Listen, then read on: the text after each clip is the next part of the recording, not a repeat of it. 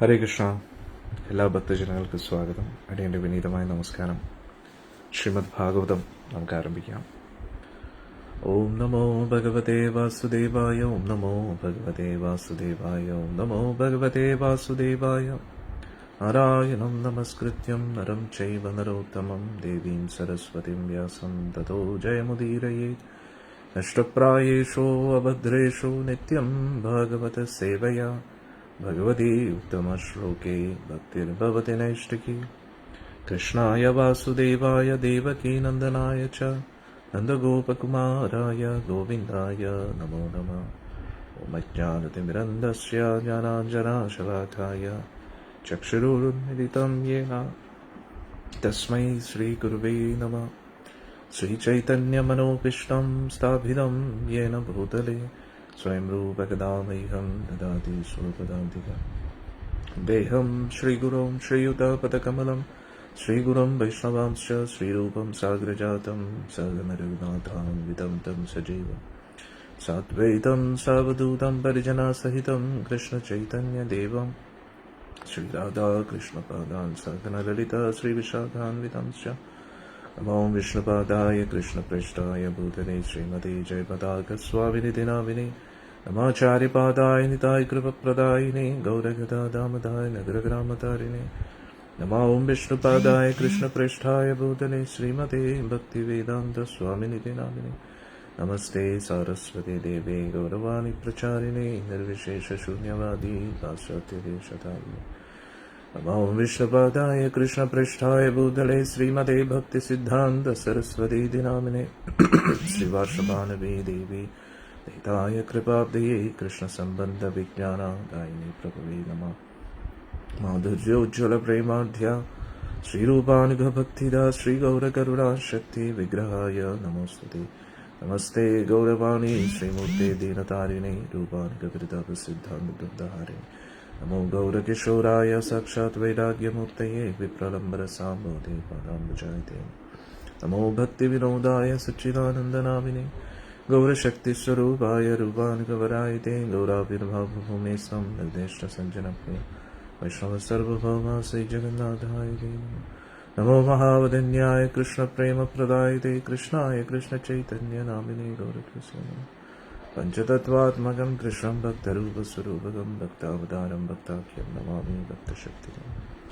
വാഞ്ചാകൽപതരുഭ്യശ്ച കൃപാ സിന്ധുഭ്യ ഏവ ച പതിതാനാം പാവനേഭ്യോ വൈഷ്ണവേഭ്യോ നമോ നമഃ. ഹേ കൃഷ്ണ കരുണാ സിന്ധോ ദീനബന്ധോ ജഗത്പതി ഗോപേശ ഗോപികാകാന്ത രാധാകാന്ത നമോസ്തുതേ. ജയദാം സുരദോ പങ്കോർമമ മന്ദമതേർഗതി മത്സർവസ്വ പാദാംബുജോ രാധാമദനമോഹനോ ദിവ്യവൃന്ദാരണ്യകൽപദ്രുമദ. ശ്രീമദ്രത്നാകര സിംഹാസനസ്ഥോ ശ്രീമദ് രാധാ ശ്രീലഗോവിന്ദദേവോ പ്രേഷ്ഠാലഭേ സേവ്യമാനോ സ്മരാമി. ശ്രീവണ്ഡസരസാരംഭി വംശീവരത്തരസ്ഥിത കർഷൻ വേണുസ്മരേ ഗോപീർഗോപീനാഥശ്രീസ്തു. തപ്തകാഞ്ചന ഗൗരാംഗീ രാധേ വൃന്ദാവനേശ്വരി വൃഷഭാനു സുതേ ദേവി പ്രണമാമി ഹരിപ്രിയേ പ്രണമാമി ഹരിപ്രിയേ പ്രണമാമി ഹരി. जय श्री कृष्ण चैतन्य प्रभु नित्यानंद श्री अद्वैत गदाधर श्रीवासादि गौर भक्त वृंद. जय श्री कृष्ण चैतन्य प्रभु नित्यानंद श्री अद्वैत गदाधर श्रीवासादि गौर भक्त वृंद. जय श्री कृष्ण चैतन्य प्रभु नित्यानंद श्री अद्वैत गदाधर श्रीवासादि गौर भक्त वृंद. हरे कृष्ण कृष्ण कृष्ण हरे हरे राम राम राम हरे. हरे कृष्ण कृष्ण कृष्ण हरे हरे राम राम राम हरे. हरे कृष्ण कृष्ण कृष्ण हरे हरे राम राम हरे. मुखं करोति वाचालं पंगुं लङ्घयते गिरिं यत्कृपातमहं वन्दे श्रीगुरुं दीनतारिणं परमानन्दमाधवं श्रीचैतन्यमीश्वरं. हरि ओं तत्सत्. ഹരേ കൃഷ്ണ. കുറേ ദിവസങ്ങളായിട്ട് ശ്രീമദ് ഭാഗവതം നമുക്ക് ചർച്ച ചെയ്യാൻ പറ്റിയില്ല. ഇടയ്ക്ക് എന്തെങ്കിലുമൊക്കെ ഒരു ഗ്യാപ്പ് വരും. ഗ്യാപ്പ് വന്നു കഴിഞ്ഞാൽ പിന്നെ അത് തുടങ്ങാൻ പിന്നെ ബുദ്ധിമുട്ടാണ് അല്ലേ. യാത്രയായിരുന്നു, പിന്നെ നമ്മുടെ ഓരോ സേവനമായിട്ട് ബന്ധപ്പെട്ട കാര്യങ്ങളും അതൊക്കെ കൊണ്ടായിരുന്നു. നമുക്കെന്തായാലും തുടങ്ങാം. അപ്പോൾ നമ്മൾ ചർച്ച ചെയ്തുകൊണ്ടിരിക്കുന്നത് ശ്രീമദ് ഭാഗവത്തിലെ 3-ാമത്തെ സ്കന്ധം അതിൽ കർദമ പ്രജാപതിയും ദേവഹൂതി ദേവിയുടെയും വിവാഹം കഴിഞ്ഞതിന് ശേഷം കർദമ പ്രജാപതി ധ്യാന നിമഗ്നായിട്ടിരിക്കുകയാണ്. അപ്പോൾ കുറെ നാളുകൾക്ക് ശേഷം ദേവഹൂതി ദേവി ഒരു അഭ്യർത്ഥനയായിട്ട് വരികയാണ്. അപ്പോ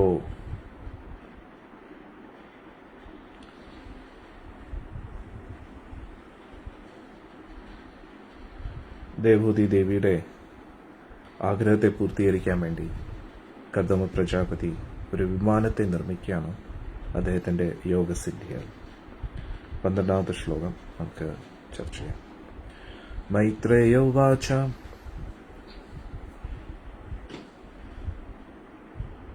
പ്രിയായ പ്രിയം അന്വിച്ഛൻ കർദമോ യോഗമാസ്ഥിത വിമാനം കാമകം ക്ഷത്തസ്തർഹേവ വിരാജികരത്.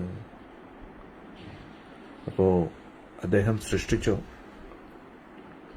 സ്വന്തം ഭാര്യയായ ദേവഹൂതി ദേവിയെ സന്തോഷിപ്പിക്കാനായിട്ട് കർദമ പ്രജാപതി അദ്ദേഹത്തിന്റെ സിദ്ധി ഉപയോഗിച്ച് ഒരു വിമാനത്തെ നിർമ്മിക്കുകയാണ്. സ്വന്തം ഇഷ്ടപ്രകാരം, അതായത് അവിടെ അത് ഓടിക്കാനായിട്ട് പ്രത്യേകിച്ചൊരു ആളുടെ ആവശ്യമില്ല. കർദമ പ്രജാപതിയുടെ ആഗ്രഹത്തിനനുസരിച്ച് ആ വിമാനം പ്രവർത്തിക്കുകയാണ്. ഇതിനെക്കുറിച്ച് നമ്മൾ ഇതിന് മുൻപേയുള്ള സത്സംഗങ്ങളിൽ വളരെ വിശദമായിട്ട് ചർച്ച ചെയ്തു. എന്തുകൊണ്ട് ഇതൊക്കെ പോസിബിൾ ആയിട്ടുള്ള കാര്യങ്ങളാണ്, ഇതൊന്നും സാങ്കല്പിക കഥകളല്ല. കാരണം ഇതിനു മുമ്പേയുള്ള വ്യക്തികൾ ഒരുപാട് ശക്തരായിരുന്നു. ഞാൻ പല പ്രാവശ്യം സത്സംഗത്തിൽ ഇതിനെക്കുറിച്ച് പറഞ്ഞിട്ടുണ്ട്. നമ്മൾ പുറമോട്ട് പോകുന്നതിനനുസരിച്ച് ശാരീരിക ബലം ഒരുപാട് കൂടുതലായിരുന്നു ആൾക്കാർക്ക്, ആയുസ് കൂടുതലായിരുന്നു, മാനസിക ബലം, ഓർമ്മശക്തി എല്ലാം കൂടുതലായിരുന്നു. ഇപ്പോൾ എല്ലാം കുറഞ്ഞുകൊണ്ടിരിക്കുകയാണ്. അറ്റൻഷൻ സ്പാനും വളരെ കുറഞ്ഞുകൊണ്ടിരിക്കുകയാണ്. അന്നേരം അങ്ങനെ നമ്മൾ പുറമോട്ട് പോവുകയാണെങ്കിൽ തീർച്ചയായിട്ടും നമ്മളെക്കാട്ടിയും ഒരുപാട് ശക്തരായിട്ടുള്ള ആൾക്കാർ ആ സമയത്ത് ഉണ്ടായിരിക്കാം. ഇതിലെ പല ആൾക്കാർ ഇപ്പോഴും ഉണ്ട്. പക്ഷെ നമ്മൾ കലിയുഗത്തിലെ വ്യക്തികൾക്ക് അവരെ ആരെ ആക്സസ് ചെയ്യാൻ കഴിയത്തില്ല, അവരിയ്ക്കുന്ന സ്ഥലത്തെ ആക്സസ് ചെയ്യാൻ കഴിയില്ല. നമുക്ക് നോക്കാം അടുത്ത ശ്ലോകത്തിൽ എന്താ പറയുന്നത്. സർവകാമദുഃഖം ദിവ്യം സർവരത്ന സമന്വിതം. ഇപ്പൊ ഉദാഹരണത്തിന് സ്വയംഭൂ മനു, അദ്ദേഹത്തിന്റെ ഇപ്പോഴത്തെ വൈവസ്വത മനുവിന്റെ എന്താ പറയുന്നേ കാലാവധിയാണ് നടക്കുന്നത്. അദ്ദേഹം 71 ചതുർയുഗം വരെ ഉണ്ടായിരിക്കും. ഇപ്പൊ 7ാമത്തെ മനുവായ വൈവസ്വത മനുവിന്റെ 28ാമത്തെ ചതുർയുഗം കഴിഞ്ഞിട്ടേ ഉള്ളൂ. അതായത് ഇനിയും അദ്ദേഹത്തിന് 43 വർഷം, 43 ചതുർയുഗം ഇനിയും ഉണ്ടെന്നുള്ളൂ. എന്നാലോചിച്ചോണേ. അപ്പോൾ അവരിപ്പോഴും ഉണ്ട്, പക്ഷെ നമുക്ക് അവരെ കാണാൻ കഴിയില്ല. സർവകാമദുഃഖം ദിവ്യം സർവരത്ന സമന്വിതം സർവാർദ്ധി ഉപചയോദാർക്കം മനിസ്തംഭേരുപസ്കൃതം. ഇവിടെ പറയുന്നു, വളരെ മനോഹരമായിട്ടുള്ള ഒരു ആവിഷ്കരണമായിരുന്നു അത്. പലതരത്തിലുള്ള രത്നങ്ങളാൽ അലങ്കരിപ്പിക്കപ്പെട്ടിരുന്നു. പല പല രത്നങ്ങൾ കൊണ്ടുള്ള തൂണുകളുണ്ടായിരുന്നു. എന്നാലോചിച്ചു, തൂണുകളെ. അന്നേരം വൈധൂര്യത്തിന്റെയും ഇതുപോലത്തെ മരതകത്തിന്റെയൊക്കെ പവിഴത്തിന്റെയൊക്കെ തൂണുകൾ എന്ന് പറഞ്ഞാൽ എന്തുവരും. നമ്മളാകെ രത്നം എന്ന് പറയുമ്പോൾ ചെറിയൊരു സാധനത്തെയാണ് നമ്മൾ രത്നം എന്ന് പറയുന്നത്. അന്നേരം ഇത് രത്നക്കല്ലുകളുടെ തൂണുകളുണ്ടായിരുന്നു. അന്നേരം അദ്ദേഹത്തിന്റെ പവർ ഒന്ന് ആലോചിച്ചു നോക്കണേ. അത് കൂടാതെ ഇതൊന്നും സാധാരണ രത്നങ്ങളും അല്ലായിരുന്നു. ഒരു വ്യക്തി ആഗ്രഹിക്കുന്ന എല്ലാ ആഗ്രഹങ്ങളെയും പൂർത്തീകരിക്കാൻ കഴിവുള്ള ആ വിധത്തിലുള്ളതായിരുന്നു ഇതൊക്കെ. പിന്നെ അതിൻ്റെ ഉള്ളിൽ എല്ലാ തരത്തിലുള്ള ഗ്രഹോപകരണങ്ങളും ഉണ്ടായിരുന്നു, എല്ലാ സമ്പത്തും ഉണ്ടായിരുന്നു. അത് കൂടാതെ അത് കുറയുകയല്ല, കൂടിക്കൊണ്ടേയിരിക്കുകയാണ്. അതായത് ഇപ്പൊ ആരും അതിൽ താമസിക്കുന്നില്ലല്ലോ, അല്ലേ? ഇപ്പൊ വിമാനം സൃഷ്ടിക്കപ്പെട്ടതേ ഉള്ളൂ. അന്നേരം ആവശ്യാനുസൃതമായിട്ടുള്ള ഗ്രഹോപകരണങ്ങൾ അതിൽ വന്നു.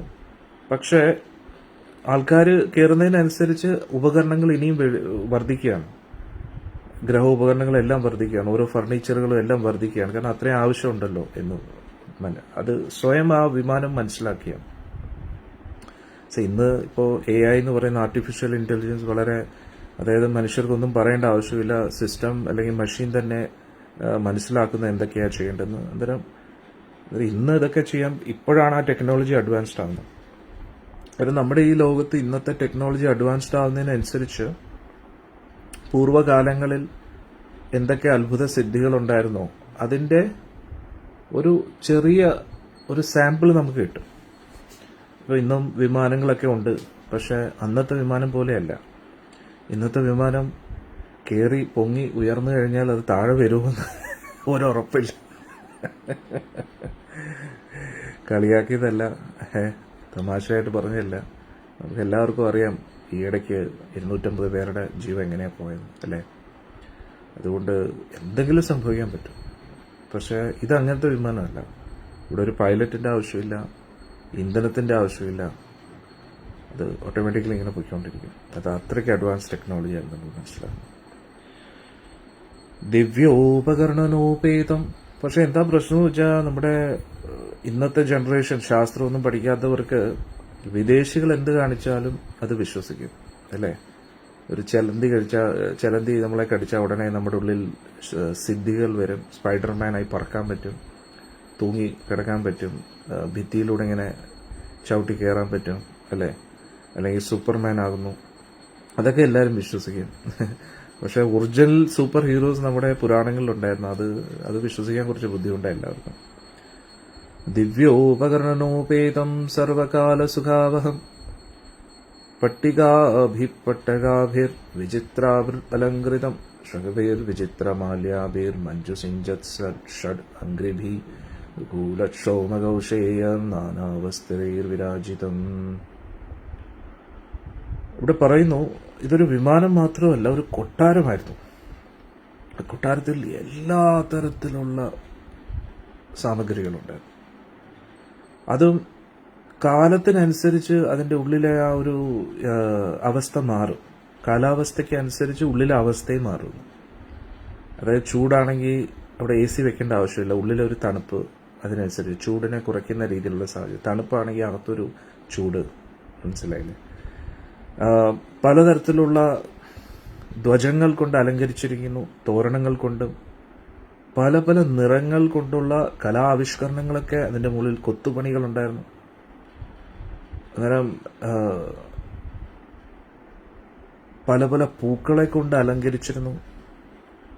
ആ പൂക്കൾ ആർട്ടിഫിഷ്യൽ പൂക്കളല്ല, ഒറിജിനൽ പൂക്കൾ. അന്നേരം അതിന്റെ അതിന്റെ ഉള്ളിലെ ആ തേൻ ഇപ്പോഴും നഷ്ടപ്പെട്ടിട്ടില്ല. അതുകൊണ്ട് വണ്ടുകളൊക്കെ പാറി നടക്കുകയാണ് ആ പൂക്കളുടെ അടുത്ത്. ഒന്ന് ആലോചിച്ചു എന്തുവരിക്കും അല്ലേ. പലതരത്തിലുള്ള പട്ടുവസ്ത്രങ്ങൾ, നല്ല വില കൂടിയ പട്ടുവസ്ത്രങ്ങൾ, അതെല്ലാം കൊണ്ടും അവിടെ എല്ലാം അലങ്കരിച്ചിരിക്കുകയാണ്. ഉപരി ഉപരി വിനയസ്ത നിലയേഷു പൃഥക് പൃഥക് ക്ഷിപതേ കശിപുഭി കാന്തം കാന്തം പര്യങ്ക വ്യജനാസനഭി. ആ കൊട്ടാരം നേരത്തെ പറഞ്ഞില്ല, ഇതൊരു വിമാനം എന്ന് പറയുമ്പോൾ നമുക്ക് എന്താ തോന്നുന്നത്, ആ ഒരു ഇടുങ്ങിയ ഒരു സ്ഥലം, ഒരു കൂട്ടം ആൾക്കാർക്ക്. ഇതങ്ങനെയല്ല, വിശാലമായിട്ടുള്ള ഒരു കൊട്ടാരമാണ്.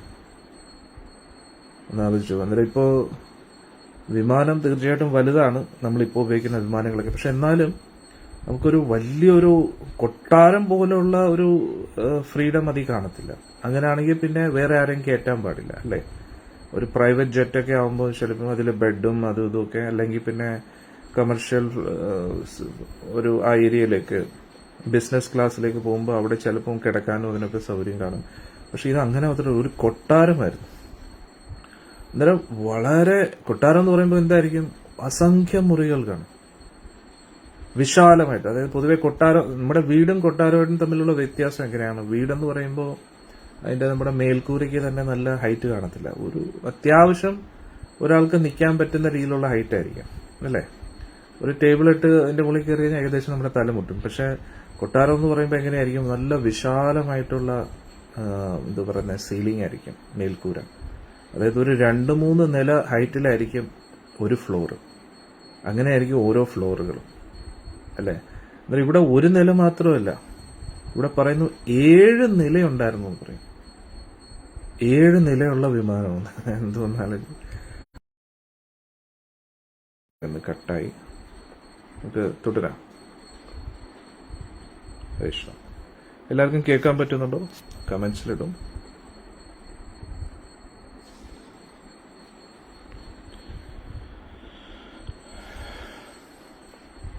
കമൻസിലിടല്ലേ. നാരായണ.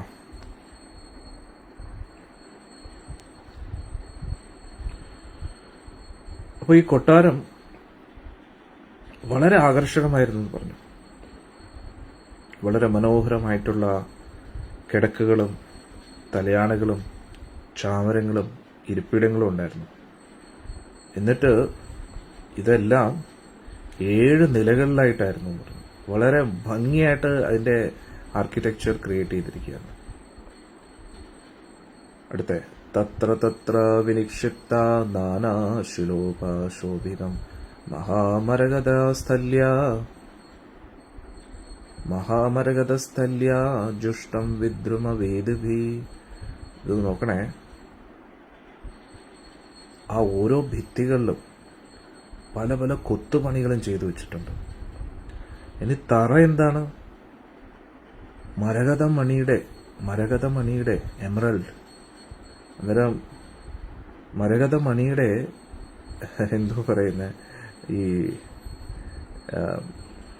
തറയായിരുന്നു. നമ്മുടെ മാർബിൾ തറയെന്നല്ലേ പറയും. ഇത് മരകത, എനിക്ക് പറയാൻ പറ്റുന്നില്ല. മരകത മണിയുടെ എമറൽഡിന്റെ ഫ്ലോർ ആയിരുന്നു. മാർബിൾ ഫ്ലോർ അല്ല, എമറൽഡിന്റെ ഫ്ലോർ. ഒന്ന് ആലോചിച്ച് നോക്കണേ. എമറൽഡ് മരകത മണി അതിന്റെ എന്തോ പറയുന്നത് തറയായിരുന്നു. എന്നിട്ട് അതില് വിദ്രുമ എന്ന് പറയുന്ന, അത് മലയാളത്തിൽ എന്താണെന്ന് അറിയത്തില്ല, കോറൽ എന്ന് പറയുന്ന, ഇംഗ്ലീഷിൽ കോറൽ എന്ന് പറയും, വിദ്രുമ എന്ന് പറയുന്ന രത്നം കൊണ്ട് അതിൽ പല പല തറയിലും കൊത്തുപണികൾ ഉണ്ടായിരുന്നു. എന്തു വരിക അല്ലേ. ദ്വാസു വിദ്രുമദേഹല്യ. മരതക എന്നാ പറയുന്നത്, പക്ഷെ സംസ്കൃതത്തിൽ മരകഥ എന്നാണ്. മരകഥ. അതാ ഞാനും വിചാരിച്ച് മരതക എന്നാണ് പറയേണ്ടതെന്ന്. പക്ഷെ സംസ്കൃതത്തിൽ മരകഥ എന്നാണ് പറയുന്നത്. നമ്മൾ മരതകം എന്നാണ് പറയുന്നത്, പക്ഷെ ആക്ച്വലി മരകഥ എന്നാണ് ഇതിൽ പറയുന്നത്. മരകഥ, എമറൽഡ്. അതായത് ഇവിടെ അത് കൂടാതെ പല അമൂല്യമായിട്ടുള്ള രത്നങ്ങൾ കൊണ്ട് അലങ്കരിച്ചിരിക്കുന്നു. അടുത്ത നമുക്ക് നോക്കാം. പിന്നെ അടുത്തത്, അതിന്റെ ഭിത്തികളിലും പലതരത്തിലുള്ള അലങ്കാര കൊത്തുപണികളും ചെയ്തു വെച്ചിട്ടുണ്ട്. അടുത്ത ധ്വാസു വിദ്രുമദേഹല്യാഭാതം വജ്രകപാടവത് ശിഖരേഷ്വിന്ദ്രനീലേഷു ഹേമകുംഭവീരതിശ്രിതം. അന്നേരം വീണ്ടും ഇവിടെ എടുത്തു പറയുന്നു. അന്നേരം ഒന്ന് ആലോചിച്ച് നോക്കണം, ഇവിടെ എന്തിനാ ഇത്രയും വിശദമായിട്ട് ഇതൊക്കെ വർണ്ണിക്കുന്നത്? കർദമ പ്രജാപതിയുടെ പവർ എന്താണെന്ന് നമ്മൾ മനസ്സിലാക്കണം. ഇത്രയൊക്കെ ആൾക്ക് പവർ ഉണ്ടായിട്ടും അദ്ദേഹം ഒന്നും മിണ്ടാതിരിക്കുകയാണ്. അന്നേരം ഒന്ന് ആലോചിച്ച് നോക്കണം, എത്രത്തോളം വിരക്തി അദ്ദേഹത്തിനുണ്ടെന്ന് മനസ്സിലാവുന്നുണ്ടോ? അതാണ് ഇതിൽ നമ്മൾ പഠിക്കേണ്ടത്. ഇവിടെ നമ്മൾ നമ്മളൊരു പാല് കാച്ചിന് മുമ്പ് ഇത് മാർബിൾ ഇറ്റലിയിൽ നിന്ന് കൊണ്ടുവന്നതാണ്, ഇത് അവിടെ നിന്ന് കൊണ്ടുവന്ന, അതേപോലെ പറയുന്നതല്ല. ഇത്രയൊക്കെ ഇതൊക്കെ മേടിക്കാനായിട്ട് എങ്ങും ഓടിയിട്ടില്ല. ഇദ്ദേഹം പർച്ചേസ് ചെയ്യാനായിട്ട് അങ്ങോട്ടും ഇങ്ങോട്ടും ഓടിയിട്ടുമില്ല. എവിടെയെങ്കിലുമൊക്കെ വർക്ക് ചെയ്തിട്ട് സാലറി അക്കൗണ്ടിൽ സേവ് ചെയ്തിട്ട് അല്ലെങ്കിൽ പ്രോപ്പർട്ടീസ് വെച്ചിട്ട് അതൊന്നും വെച്ചിട്ടല്ല ഇതൊക്കെ ചെയ്ത്. അദ്ദേഹത്തിന്റെ ഉള്ളിലെ സിദ്ധികൾ വെച്ച് തന്നെ ഇത്രയ്ക്ക് എളുപ്പമായിട്ട് ആൾക്ക് ചെയ്യാൻ പറ്റിയെന്ന്. ഇത് നമുക്ക് എല്ലാവർക്കും വലിയൊരു പാഠമാണ്. കാരണം നമ്മൾ ഭക്തിയിൽ പുരോഗമിക്കുന്നതിനനുസരിച്ച് നമ്മൾ ആഗ്രഹിക്കുന്നത് കൊണ്ട് മാത്രം എല്ലാ കാര്യങ്ങളും നടക്കും. അപ്പോൾ നമ്മൾ വിചാരിക്കും, സ്വാമിജി നമ്മൾ എത്ര പ്രാർത്ഥിച്ചിട്ടും ഒന്നും നടക്കുന്നില്ല. ഇപ്പൊ എന്തുകൊണ്ടാണ് നടക്കാത്ത? അത് ഭഗവാന്റെ കാരുണ്യമാണ്. നമ്മൾ ആഗ്രഹിക്കുന്ന പോലെ ഈ കാര്യങ്ങളൊക്കെ നടന്നിരുന്നുവെങ്കിൽ നമ്മൾ അഹങ്കരിച്ച് ഈ ലോകത്തിനോടുള്ള ആർത്തിയും ആക്രാന്തവും കൂടുതൽ വർദ്ധിച്ചു. അതുകൊണ്ട് ഭഗവാൻ കാരുണ്യപൂർവ്വം ഇപ്പൊ അത് ചെയ്യാത്തതാണ്. കാരണം ഇവിടെ ഈ ലോകമായിട്ട് ബന്ധപ്പെട്ട ആഗ്രഹങ്ങളിൽ നമ്മൾ മുങ്ങിക്കിടക്കുകയാണെങ്കിൽ ഒരിക്കലും ഇതിനപ്പുറത്ത് നമുക്ക് പോകാൻ കഴിയില്ല. ഭഗവാന്റെ ആധ്യാത്മിക ലോകത്തിലേക്ക് പ്രവേശിക്കാൻ കഴിയില്ല. നമ്മൾ ഒരു ഹരേ കൃഷ്ണ മഹാമന്ത്രം ജപിക്കുമ്പോൾ തന്നെ കോടാനുകോടി ജന്മങ്ങൾ ചെയ്ത പാവങ്ങൾ തീരും. അതുകൂടാതെ എത്രയോ അനുഗ്രഹം നമുക്ക് കിട്ടും. നമുക്ക് ചിന്തിക്കാൻ പോലും പറ്റത്തില്ല. പക്ഷേ അതിനൊക്കെ തത്തുല്യം ഞാൻ ഇന്നാൾക്ക് പറഞ്ഞില്ലേ, നമ്മൾ ഭഗവാന് വേണ്ടി, ഗുരുവായൂരപ്പന് വേണ്ടി ഓരോ കാര്യങ്ങൾ ചെയ്യുമ്പോഴും നമുക്ക് ആ ഗോലോകത്തിലെ കറൻസിക്ക് അനുസരിച്ചാണ് നമ്മുടെ അക്കൗണ്ടിൽ കാശ് വരുന്നത്. അന്നേരം അത് തുച്ഛമായിട്ടുള്ള കാര്യങ്ങളിൽ ഉപയോഗിച്ച് നമ്മളത് പാഴാക്കി കളയരുത് എന്ന് ഉദ്ദേശിച്ചിട്ടാണ് ഭഗവാൻ നമ്മളോട് കാരുണ്യം കാണിക്കുന്നത്. പക്ഷെ അതേ സമയത്ത് ഭക്തിയിൽ അധികം ആത്മാർത്ഥതയില്ലാത്തവരുടെ കാര്യം നോക്കിക്കഴിഞ്ഞാൽ അവർക്കെല്ലാം പെട്ടെന്ന് കാര്യങ്ങൾ നടക്കും, പെട്ടെന്ന് സമ്പദ് സമൃദ്ധിയിലൊക്കെ പോകും. പക്ഷെ നമ്മുടെ ഉള്ളിൽ എന്തെങ്കിലും ആത്മാർത്ഥത, ആ ആത്മാർത്ഥതയനുസരിച്ച് എപ്പോഴെങ്കിലും ഭഗവാന്റെ സേവനങ്ങൾ ചെയ്തിട്ടുണ്ടെങ്കിൽ പിന്നെ ഭൗതിക നമ്മുടെ ആഗ്രഹങ്ങൾ നടക്കുമെന്നുള്ള സാധ്യത വളരെ കുറവാണ്. മനസ്സിലാവുന്നുണ്ടോ? കാരണം അത് ഭഗവാന്റെ കാരണം. ഭഗവാൻ അത് നടത്താൻ പറ്റുന്നില്ല എന്നല്ല, കാരണം എത്രയോ ജന്മങ്ങളായിട്ട് നമ്മൾ ഇങ്ങനെയുള്ള ആഗ്രഹങ്ങളിൽ മുങ്ങിക്കിടക്കുകയായിരുന്നു. ഈ ഒരു ജന്മം കൂടെ പാഴാക്കി കളയരുത് എന്നുദ്ദേശിച്ചിട്ടാണ്. ഉദാഹരണത്തിന് നമ്മളൊരു അയൽ രാജ്യത്തിൽ പോയി, വിസിറ്റിംഗ് വിസയിൽ നമ്മൾ പോയി എന്നിരിക്കട്ടെ. എന്നിട്ട് അവിടെ വിസിറ്റിംഗ് വിസയിൽ ചെന്നിട്ട് നമ്മൾ ഏതോ ഒരു സ്ഥലത്ത് നമ്മുടേതായിട്ടുള്ളൊരു വീട് പണിയെന്നിരിക്കട്ടെ. പക്ഷേ നമുക്ക് പെർമനന്റ് വിസ കിട്ടിയിട്ടില്ല, വിസിറ്റിംഗ് വിസയാണ്. അതിന് കാലാവധി കഴിയുമ്പോൾ നമ്മളവിടെ എന്തൊക്കെ ചെയ്തു വെച്ചാലും അതൊക്കെ വിട്ടിട്ട് നമുക്ക് പോകണ്ടേ. അതേപോലെയാണ് ഇവിടുത്തെ ഓരോ കാര്യങ്ങൾ. നമ്മളിവിടെ എന്തൊക്കെ ചെയ്താലും അതൊക്കെ നമുക്ക് വിട്ടിട്ട് പോകണം ഒരു ദിവസം. ഇവിടെ നമ്മൾ എന്ത് ചെയ്തിട്ടും ഒരു ഉപയോഗമില്ല എന്നാണ് നമ്മൾ മനസ്സിലാക്കേണ്ടത്. ഈ നമ്മളെ ഏറ്റവും കൂടുതൽ സ്നേഹിക്കുന്ന ഈ ശരീരത്തെ പോലും ഇവിടെ ഉപേക്ഷിക്കേണ്ടതായിട്ടുണ്ട്. എന്നാൽ ഈ കൊട്ടാരം, എന്നാൽ ഇതിൽ നിന്ന് നമ്മൾ മനസ്സിലാക്കേണ്ടത് ഇത്രയും സിദ്ധികളുള്ള ആ കർദമ പ്രജാപതി അദ്ദേഹത്തിന്റെ സ്വന്തം ലാഭത്തിന് വേണ്ടി ഇത് ഒരിക്കലും ഉപയോഗിച്ചിട്ടില്ല എന്നാണ് നമ്മൾ മനസ്സിലാക്കുന്നത്. ഇത്രയും പവർ അദ്ദേഹത്തിനുള്ളപ്പോൾ അദ്ദേഹത്തിന് സ്വസ്ഥമായിട്ട് ജീവിക്കാൻ ഒരു കുടിൽ പണിയേണ്ട ആവശ്യം എന്താ?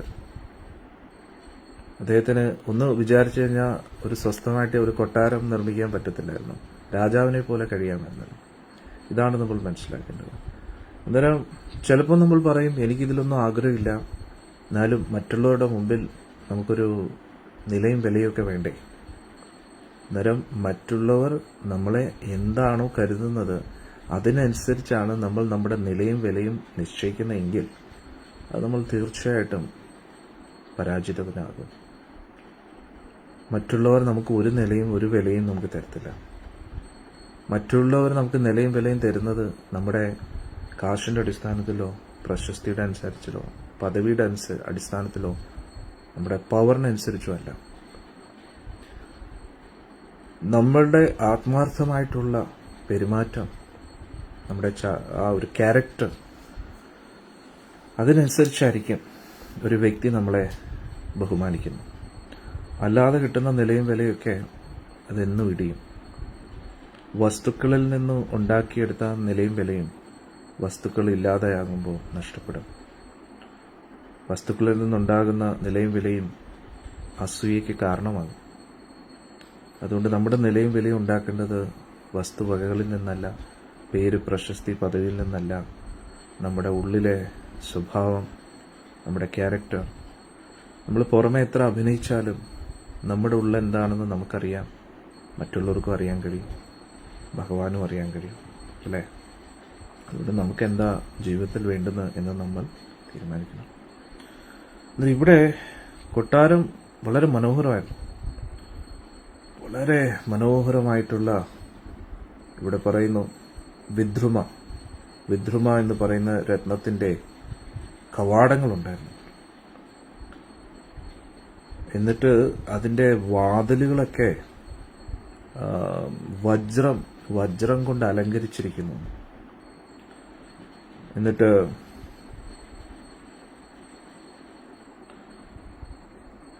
അതിന്റെ ഗോപുരം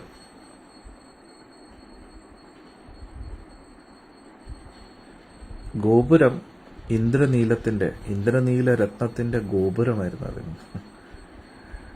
എന്നിട്ട് ആ ഗോപുരത്തിന്റെ മുകളിലായിട്ട് സ്വർണത്തിന്റെ കലശങ്ങളുണ്ടായിരുന്നു. ഹരേ കൃഷ്ണ.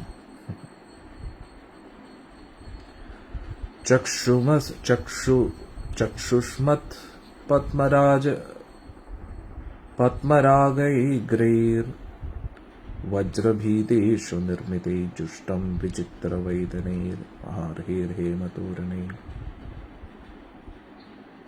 പത്മരാഗം റൂബി എന്ന് പറയും.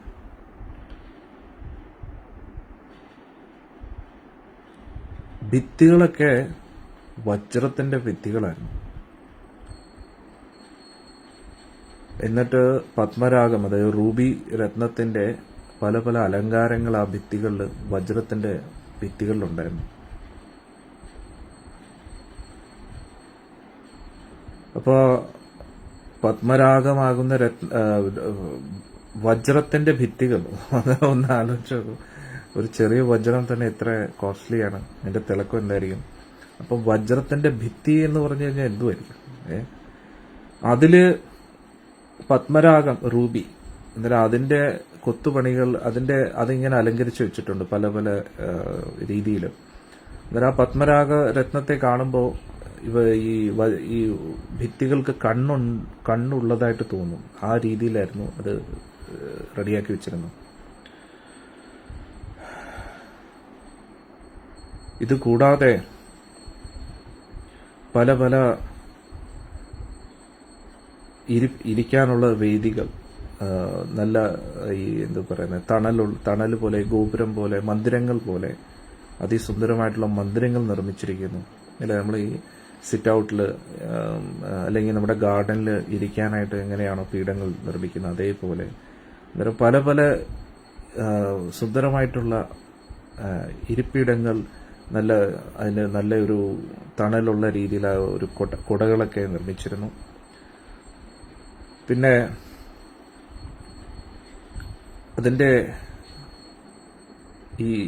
ഇതിന്റെ ഗേറ്റുകളൊക്കെ സ്വർണത്തിന്റെ ആയിരുന്നു പറയും. ആലോചിച്ചു. തീർന്നില്ല കേട്ടോ. ഇനി ഹംസപാരവതാവ്രതൈസ് തത്ര തത്ര നിഗുജിതം കൃത്രിമാൻ മന്യമാനൈ സ്വാൻ അദുരൂഹ്യാദുരൂഹ്യ ച. അവിടെ ഇവിടെയെല്ലാം അരയന്നങ്ങൾ പറന്നു നടക്കുകയായിരുന്നു. അവിടെ തടാകത്തിൽ നീന്തുകയായിരുന്നു. പല പല പ്രാവുകളും ഉണ്ടായിരുന്നു. അതും ഒറിജിനൽ അരയന്നങ്ങളും പ്രാവുകളും മാത്രമല്ല, കൃത്രിമ അരയന്നങ്ങളും പ്രാവുകളും ഉണ്ടായിരുന്നു. ഒന്നാലോചിച്ച് നോക്കണം. അതായത് ഒറിജിനലിനോടൊപ്പം തന്നെ കൃത്രിമമായിട്ടുള്ള, അതായത് റോബോട്ട്സ്, യന്ത്ര അരയന്നങ്ങളും യന്ത്രത്തിലെ പ്രാവുകളും ഉണ്ടായിരുന്നു. അതിനൊന്നും ആള് വർക്ക്ഷോപ്പിൽ പോയ ഫാക്ടറി എഞ്ചിനീയറിംഗ് പഠിക്കേണ്ട ഒന്നും ആവശ്യം വന്നില്ല. ജസ്റ്റ് ബൈ തോട്ട്, ചിന്തിക്കുന്നതിലൂടെ മാത്രം സൃഷ്ടിച്ചു എന്നാണ്. എന്തു വരികയല്ലേ എന്നാലോചിച്ചു നോക്കും. അപ്പോ അന്നേരം യഥാർത്ഥ അരയന്നങ്ങൾ ഈ യന്ത്ര അരയന്നങ്ങളെ കാണുമ്പോൾ അവരുമായിട്ട് മത്സരത വെക്കുകയായിരുന്നു. കാരണം അവരും പറക്കും ഇവരും പറക്കും എന്നുള്ളത്. അന്നേരം അവരുമായിട്ടൊരു മത്സരത വന്നു. കാരണം യഥാർത്ഥ അരയന്നം വിചാരിച്ചു ഇതും യഥാർത്ഥ അരയന്നമാണ്. അതുകൊണ്ട് തന്നെ പക്ഷികളുടെ ശബ്ദം എല്ലായിടത്തും കേൾക്കാൻ പറ്റുമായിരുന്നു. അരയന്നത്തിന്റെയും പ്രാവുകളുടെയൊക്കെ ശബ്ദം എല്ലാ ദിശകളിലും അവരുടെ മനോഹരമായിട്ടുള്ള ആ ശബ്ദം കേൾക്കാൻ പറ്റും. വിഹാരസ്ഥാന വിശ്രമ സംവേശ പാരംഗാജിരൈ യഥോപശോഷം രചിതേർ വിസ്മാപനം ഇവാത്മന. ഈ കൊട്ടാരത്തിന് പല പല വിഹാര കേന്ദ്രങ്ങളുണ്ടായിരുന്നു. വിശ്രമിക്കാനുള്ള മുറികളുണ്ടായിരുന്നു, കിടക്കമുറി ഉണ്ടായിരുന്നു. എന്നിട്ട് പുറമേയുള്ള അങ്കണവും ഉള്ളിലുള്ള മുറികളും എല്ലാം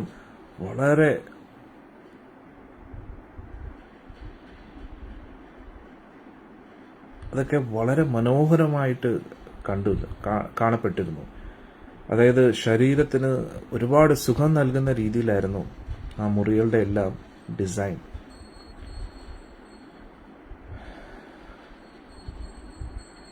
എന്നിട്ട് ഇവിടെ പറയുന്നു വിസ്മാപനം ആത്മന, വിസ്മാപനം ഇവ ആത്മന. ഇതൊക്കെ കണ്ടിട്ട് കർദമ പ്രജാപതി പോലും ഞെട്ടിപ്പോയെന്നാണ്. ആളാഗ്രഹിച്ചു ഒരു വിമാനം വരട്ടെ, ഇങ്ങനെ വളരെ സുന്ദരമായിട്ടുള്ള ആഗ്രഹിച്ച ഉടൻ തന്നെ ഇതെല്ലാം നടന്നപ്പോ ഇത് കണ്ടിട്ട് കർദമ പ്രജാപതി പോലും അത്ഭുതപ്പെട്ടു എന്നാണ് പറയുന്നത്. അപ്പൊ ഒന്ന് മനസ്സിലാക്കണം, ഭഗവാൻ വിചാരിച്ച എന്താ നടക്കാത്ത? ഈ പ്രപഞ്ചത്തിന്റെ മുഴുവൻ നായകനായ ഭഗവാൻ ഈ 14 ലോകങ്ങളെയും എല്ലാ ബ്രഹ്മാണ്ടങ്ങളെയും വൈകുണ്ഠ ലോകങ്ങളെയും ഗോലോകത്തിനെ എല്ലാം നിയന്ത്രിക്കുന്ന ഇതിന്റെ എല്ലാ അധിപനായ ഗുരുവായൂരപ്പന് അദ്ദേഹം ആഗ്രഹിക്കുന്ന പോലെയാണ് എല്ലാ കാര്യങ്ങളും നടക്കുന്നത്. അപ്പോൾ നമ്മൾ ആത്മാർത്ഥമായിട്ട് ഭഗവാന്റെ സേവനങ്ങൾ ചെയ്തു കഴിഞ്ഞാൽ എന്താണ് നടക്കാത്തത്? ഇതിൻ്റെ അർത്ഥം നമ്മളൊന്നും ചെയ്യാതെ മടി പിടിച്ചിരിക്കണമെന്നാണ്. അല്ല, നമ്മൾ ഏറ്റവും കൂടുതൽ സമയം ഭഗവാന്റെ ഭക്തി പരിശീലിക്കാൻ ഉപയോഗിക്കണം. എന്നിട്ട് നമ്മുടെ കഴിവിന്റെ പരമാവധി നമ്മുടെ ഉത്തരവാദിത്തങ്ങൾ നിറവേറ്റാൻ ശ്രമിക്കണം. അന്നേരം ഭക്തിയെ നമുക്ക് മാറ്റി വെച്ചിട്ട് മറ്റു കാര്യങ്ങളിൽ ഏർപ്പെടുന്നത് ഏറ്റവും വലിയ മണ്ടത്തരമാണ്. കാരണം ഈ ലോകത്തിൽ 2 രീതിയിൽ ഒരാൾക്ക് ജീവിക്കാൻ പറ്റും. ഒന്ന് ഭഗവാനെ ആശ്രയിച്ച്, അല്ലെങ്കിൽ സ്വന്തം കർമ്മഫലത്തെ ആശ്രയിച്ച്. കർമ്മഫലത്തെ ആശ്രയിച്ച് ജീവിക്കുന്ന ഏറ്റവും വലിയ മണ്ടത്തരമാണ്. അങ്ങനെയുള്ള വ്യക്തികളുടെ ജീവിതത്തിൽ എന്ത്, എപ്പോ, എങ്ങനെ സംഭവിക്കുന്നൊന്നും പറയാൻ കഴിയില്ല. ഏത് സമയത്ത് എന്ത് സംഭവിക്കാം. ഭഗവാനെ ആശ്രയിച്ച് ജീവിക്കുന്നു എന്നതിൻ്റെ അർത്ഥം പിന്നെ നമ്മുടെ ജീവിതത്തിൽ നടക്കുന്ന എല്ലാത്തിനും ഭഗവാന്റെ ഒരു കൺട്രോളാണ്. അതായത് ഭഗവാന്റെ മുമ്പിൽ അർജുൻ പോയി, ദുര്യോധനൻ പോയി. ഭഗവാൻ രണ്ടുപേരുടെ മുമ്പിലും ഓപ്ഷൻസ് വെച്ചു. ഒരു പക്ഷത്ത് ഞാൻ, മറുപക്ഷത്ത് എൻ്റെ സൈന്യം, എന്നെ പോലെ യുദ്ധം ചെയ്യാൻ പറ്റുന്ന സൈന്യം. എന്ന് നമ്മൾ മനസ്സിലാക്കണം. എന്നെ പോലെ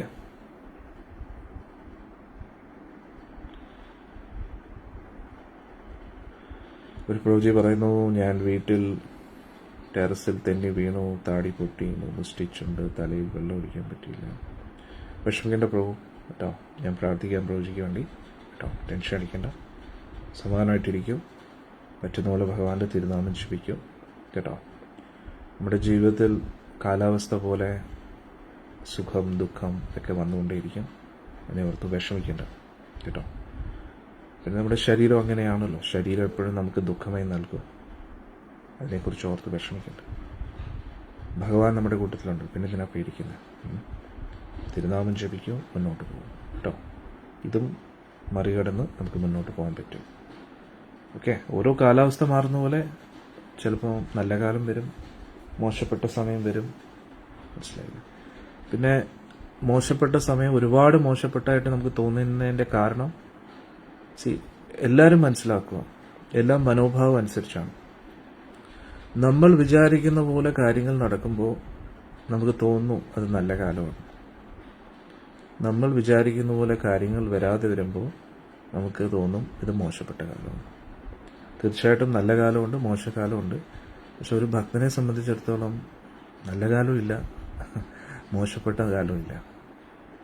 കാരണം ഭക്തൻ എപ്പോഴും ഭക്തിയാണ് ഏറ്റവും മൂല്യമുള്ളതായിട്ട് കാണുന്നത്. ഭഗവാനെയാണ് ഏറ്റവും മൂല്യമുള്ളതായിട്ട് കാണുന്നത്. മോശപ്പെട്ട സമയമാകുമ്പോഴും നല്ല സമയമാകുമ്പോഴും ഒരു ഭക്തൻ തിരുനാമ ജപം ഉപേക്ഷിക്കത്തില്ല, ഭഗവാനുമായിട്ടുള്ള ബന്ധത്തെ ഉപേക്ഷിക്കുന്നില്ല. അതൊരു ഭക്തനെ സംബന്ധിച്ചിടത്തോളം ഏറ്റവും വലിയ സമ്പത്ത് എന്ന് പറഞ്ഞാൽ നാരായണ സ്മൃതിയാണ്. നാരായണനെ സ്മരിക്കുക എന്നതാണ് ഏറ്റവും വലിയ സമ്പത്ത്, ഏറ്റവും വലിയ നല്ല കാലം. ഏറ്റവും വലിയ ആപത്തായിട്ട് ആ ഭക്തൻ കാണുന്നത് നാരായണ വിസ്മൃതി, നാരായണനെ സ്മരിക്കാതിരിക്കുന്നതാണ് ഏറ്റവും വലിയ കഷ്ടകാലമായിട്ട് കാണുന്നത്. മനസ്സിലായില്ല? അന്നേരം നമ്മൾ ഭക്തർ ആ രീതിയിലായിരിക്കണം. ഏതവസ്ഥയിലും ഏത് സാഹചര്യത്തിലും നമ്മുടെ ഗുരുവായൂരപ്പന്റെ തൃപ്പാദം, ശ്രീമതി രാധാറാണിയുടെ സേവ നമ്മൾ മറക്കരുത്. അവരെ മറന്നാലാണ്, അതാണ് ഏറ്റവും വലിയ കഷ്ടകാലം. ഏറ്റവും നല്ല കാലം അവരുടെ നാമം ജപിക്കുന്നതാണ്, ഹരേ കൃഷ്ണ മഹാമന്ത്രം ജപിക്കുന്നതാണ്. അതായത് നമ്മൾ ഹരേ കൃഷ്ണ മഹാമന്ത്രം ജപിക്കുന്നുണ്ടെങ്കിൽ, ഭഗവാന്റെ സേവനം ചെയ്യുന്നുണ്ടെങ്കിൽ എപ്പോഴും നല്ല കാലമല്ലേ. അവിടെ എവിടെ മോശപ്പെട്ട അവസ്ഥ വരുന്നു?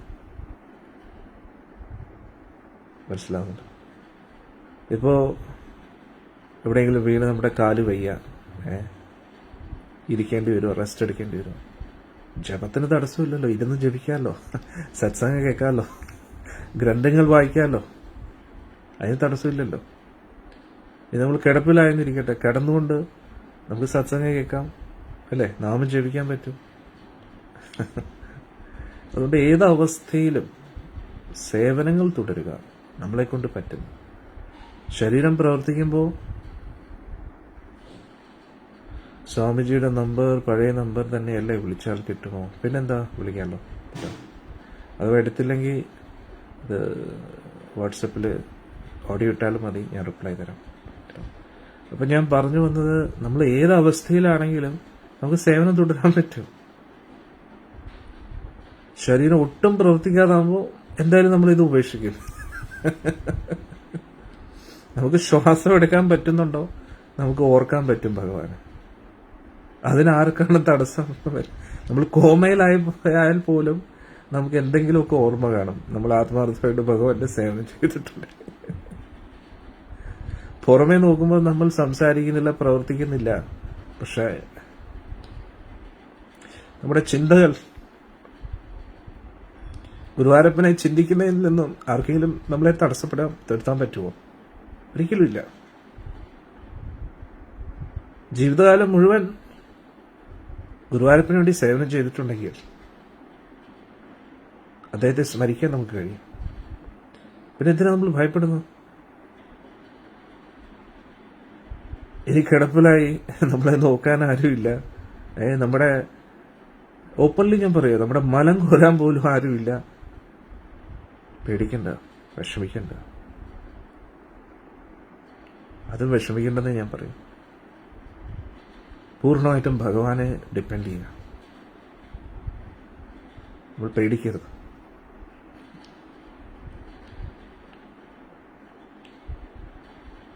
പണ്ടത്തെ ഓരോ അവധൂതന്മാര്, അതായത് സാക്ഷാൽ ഭഗവാൻ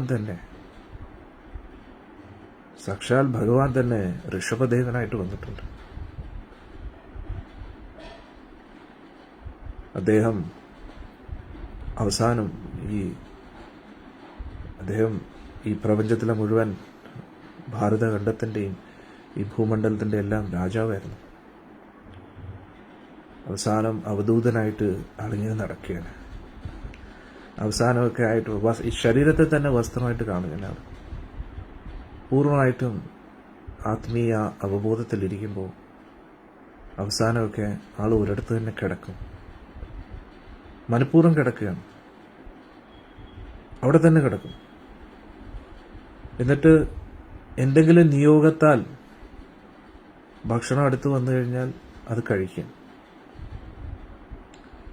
എന്നിട്ട് വിസർജനവും അവിടെ തന്നെ, കുളിക്കുക പോലും ഇല്ല. എന്നിട്ട് ഇതൊക്കെ കേൾക്കുമ്പോൾ ഭൗതിക ആൾക്കാർ പോകുന്നു, ഇതൊക്കെയാണ് സ്വാമിജി പറയുന്നത്. പക്ഷേ അതിൻ്റെ ആ ആത്മീയ തത്വം നിങ്ങൾ മനസ്സിലാക്കി കഴിഞ്ഞാൽ നമുക്കെല്ലാവർക്കും വലിയൊരു പാഠമാണ്. അതായത് ഇത്രയും അവസ്ഥയിൽ പോലും ഒരാൾക്ക് ആത്മീയമായിട്ട് ഇരിക്കാൻ പറ്റും എന്നാണ് നമ്മൾ മനസ്സിലാക്കുന്നത്.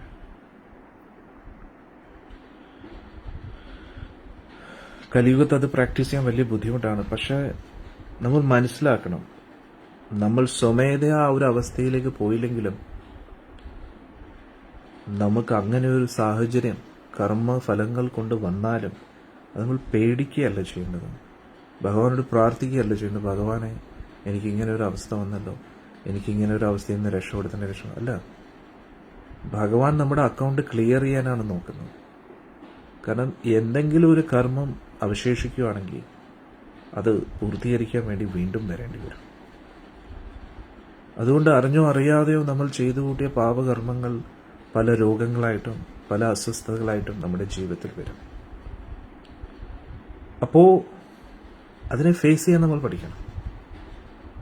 നമ്മൾ പ്രാർത്ഥിച്ച് അതിനെ കുറയ്ക്കാനോ ഭഗവാനെ ബുദ്ധിമുട്ടിക്കാനോ അല്ല നമ്മൾ നോക്കേണ്ടത്. പൂർണ്ണമായിട്ടും കൃഷ്ണനെ സറണ്ടർ ചെയ്യുക. ഗുരുവായൂരപ്പനോട് പറയുക,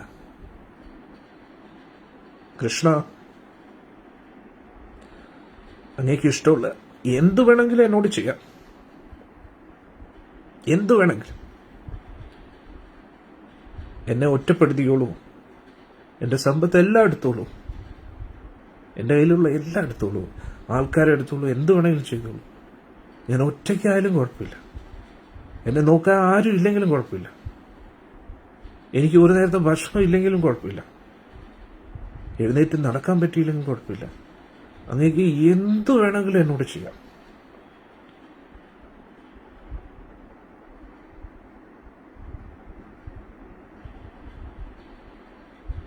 എന്നാലും അങ്ങ് എന്നോട് എന്തൊക്കെ ചെയ്താലും എന്നെന്നും അങ്ങ് സ്വാമിയാണ്, ഞാൻ അവിടുത്തെ ദാസനും. അങ്ങേക്ക് എന്നോട് എന്തു വേണമെങ്കിലും ചെയ്യാം. അതിനെയാണ് പരിശുദ്ധ ഭക്തി എന്ന് പറയുന്നത്. അതായത് പകരമായിട്ട് നമ്മൾ ഒന്നും പ്രതീക്ഷിക്കുന്നില്ല, ഇത്ര പോലും പ്രതീക്ഷിക്കുന്നില്ല. ഇത് നമുക്ക് എല്ലാവർക്കും വലിയൊരു പാഠമായിരിക്കണം.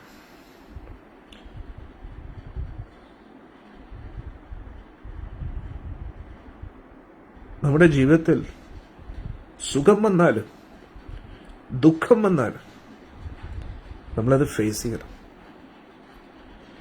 നമ്മൾ ഒരിക്കലും അതിന് പരിഹാരം ഗുരുവായൂരപ്പനോട് അഭ്യർത്ഥിക്കരുത്, ബുദ്ധിമുട്ടിക്കരുത്. തീർച്ചയായിട്ടും വിഷമം കൊണ്ട് നമ്മൾ എന്തെങ്കിലുമൊക്കെ പറയും.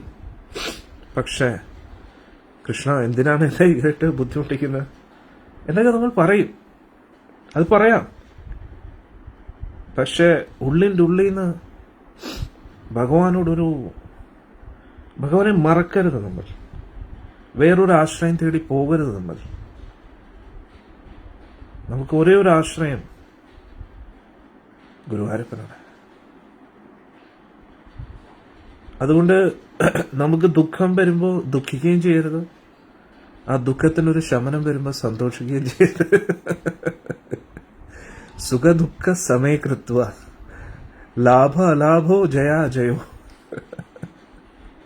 ഇതാണ് നമ്മുടെ ഗുരുവായൂരപ്പൻ നമ്മളെ പഠിപ്പിക്കുന്നത്. അടിപൊളി മാർഗമാണ്.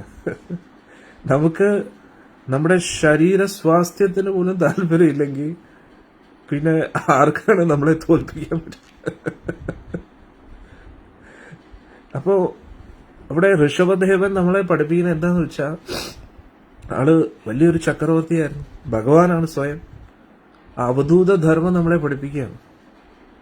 ആള് ഒരിടത്ത് ഇങ്ങനെ കിടക്കുകയാണ്, ഞാൻ എന്റെ ശരീരത്തെ നിലനിർത്താൻ വേണ്ടി ഒന്നും ചെയ്യത്തില്ല എന്നുള്ള ഉറച്ച തീരുമാനത്തിൽ ഇരിക്കുകയാണ് ആള്. അപ്പോഴും ആളുടെ അടുത്ത് ഓരോ ഭക്ഷണം തരുന്നു, ഏതൊക്കെയോ നിയോഗത്താൽ. ഹരേ കൃഷ്ണ. അതായത് ഒരിടത്ത് മാത്രം ഇങ്ങനെ കിടന്നിട്ട് പോലും ഋഷഭദേവൻ അതായത് നമുക്ക് പഠിപ്പിക്കുകയാണ് ഒരു അവധൂതൻ എങ്ങനെയായിരിക്കണം. അതായത് അദ്ദേഹത്തെ തേടി ഇങ്ങനെ ഭക്ഷണം ഇങ്ങനെ വരികയാണ്, അതായത് അദ്ദേഹം അത് കഴിക്കുകയും ചെയ്യുന്നുണ്ട്. വിസർജിക്കാൻ പോലും അദ്ദേഹം വേറൊരു സ്ഥലത്ത് പോകുന്നില്ല, അവിടെ തന്നെ. ഇത്രയും നിസ്വാർത്ഥമായിട്ട് അദ്ദേഹം ഇത് ഭഗവാനാണെന്നും മറന്നു പോരുത്. പക്ഷെ ഒരു ശരീരത്തിനോട് എത്രത്തോളം വിരക്തി വേണം എന്നതും കൂടി ഇവിടെ പഠിപ്പിക്കുകയാണ്. ആ വിസർജനത്തിന് പോലും ഒരു സുഗന്ധമായിരുന്നു എന്ന് പറയുന്നു. അതായത് പ്ലീസ് ട്രൈ ടു അണ്ടർസ്റ്റാൻഡ്, നമ്മുടെ ഈ ശരീരത്തിന്റെ മെക്കാനിസം ഒന്ന് മനസ്സിലാക്കാൻ ശ്രമിക്കും. നമ്മൾ എന്ത് ഉദ്ദേശത്തോടു കൂടി നമ്മൾ എന്ത് കഴിക്കുന്നുവോ അതിനനുസരിച്ച് നമ്മുടെ ശരീരത്തിൽ റിയാക്ഷൻസ് ഉണ്ടാവുന്നുണ്ട്. ഉദാഹരണത്തിന് മത്സ്യമാംസാദികൾ കഴിക്കുകയും നോൺ വെജ് കഴിക്കുന്ന വ്യക്തികളുടെ വേർപ്പന് വളരെ ദുർഗന്ധമായിരിക്കും, സഹിക്കാൻ പറ്റത്തില്ല.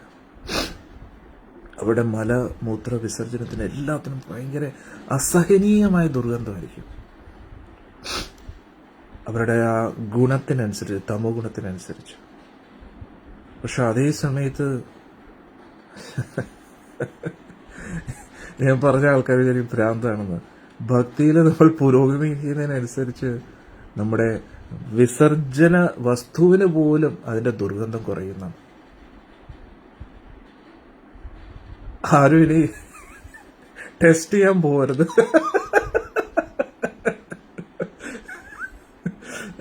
ടെസ്റ്റ് ചെയ്യേണ്ട ആവശ്യമില്ല, ലാബ് ടെസ്റ്റിനൊന്നും പോകണ്ട.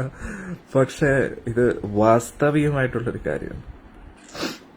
അതായത് നമ്മുടെ ബോധത്തിനനുസരിച്ച് നമ്മുടെ ശരീരം ചേഞ്ച് ആവുന്നുള്ളത് മനസ്സിലാക്കും. അത് നിങ്ങളുടെ ലൈഫിൽ തന്നെ ഒബ്സർവ് ചെയ്ത് കാണും. നമ്മൾ ഭക്തിയിൽ പുരോഗമിക്കുന്നതിനനുസരിച്ച് നമ്മുടെ കോൺഷ്യസ്നെസ് മാറുകയാണ്. കോൺഷ്യസ്നെസ് മാറുന്നതിനനുസരിച്ച് നമ്മുടെ മനസ്സ് മാറും. മനസ്സ് മാറുന്നതിനനുസരിച്ച് ശരീരത്തിൻ്റെ ഓരോ പ്രവർത്തന രീതി മാറും. നമ്മുടെ പ്രാണവായു, ശ്വാസം എല്ലാം മാറുമല്ലോ. കംപ്ലീറ്റ്ലി ചേഞ്ച് ആണ്. ഇത് നമ്മൾ ടെസ്റ്റ് ചെയ്യുമ്പോൾ ദുർഗത്വം ഉണ്ടെങ്കിൽ അതിൽ ദുഃഖിക്കുകയും ചെയ്യും. അയ്യോ, ഇപ്പോഴും ദുർഗത്വമുണ്ടോ?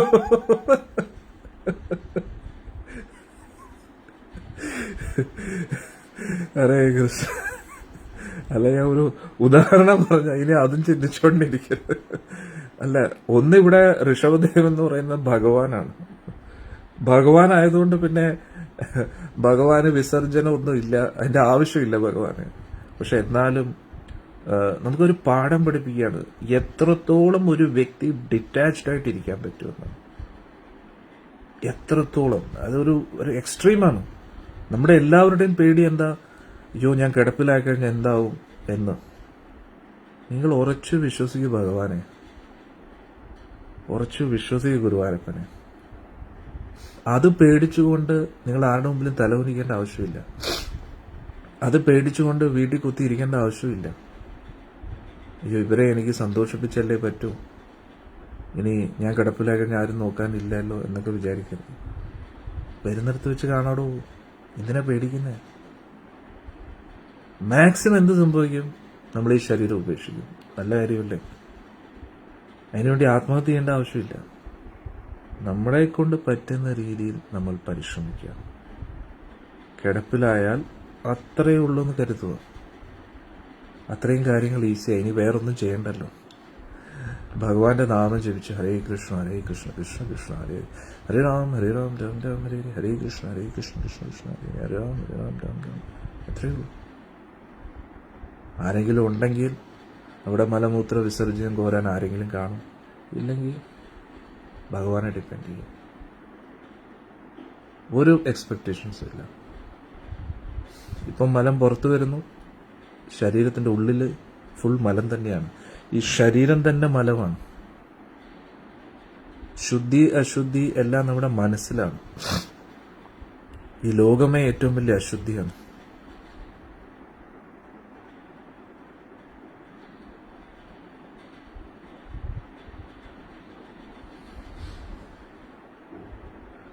ഇതെന്തോ സ്വാമിജിയുടെ ആ പഴയകാലം ഓർക്കുകയാണ്. സ്വാമിജി ഇപ്പോൾ പൂർവ്വ ശക്തിയോടെ ഞങ്ങളുടെ കൂടെ ഉണ്ടോ? ഇതിലെന്താ സംശയം? ഞാൻ അന്നും ഇന്നും എപ്പോഴും ഒരേ പോലെ. എനിക്ക് മാറ്റമൊന്നുമില്ല. നിങ്ങളൊക്കെയാണ് അവിടെ ഇവിടെ ഇരിക്കുന്നത്. എന്റെ കാര്യത്തിൽ ഒരു ഉറപ്പില്ല കേട്ടോ. എന്തും എപ്പോഴും എങ്ങോട്ട് വേണമെങ്കിലും പോ. എനിക്ക് ഇഷ്ടമാവും ആ നാരായണത്ത് ഭ്രാന്തന്റെ ജീവിതം. 12 മക്കളെ പെറ്റൊരമ്മേ, നിന്റെ മക്കളിൽ ഞാനാണ് ഭ്രാന്തൻ.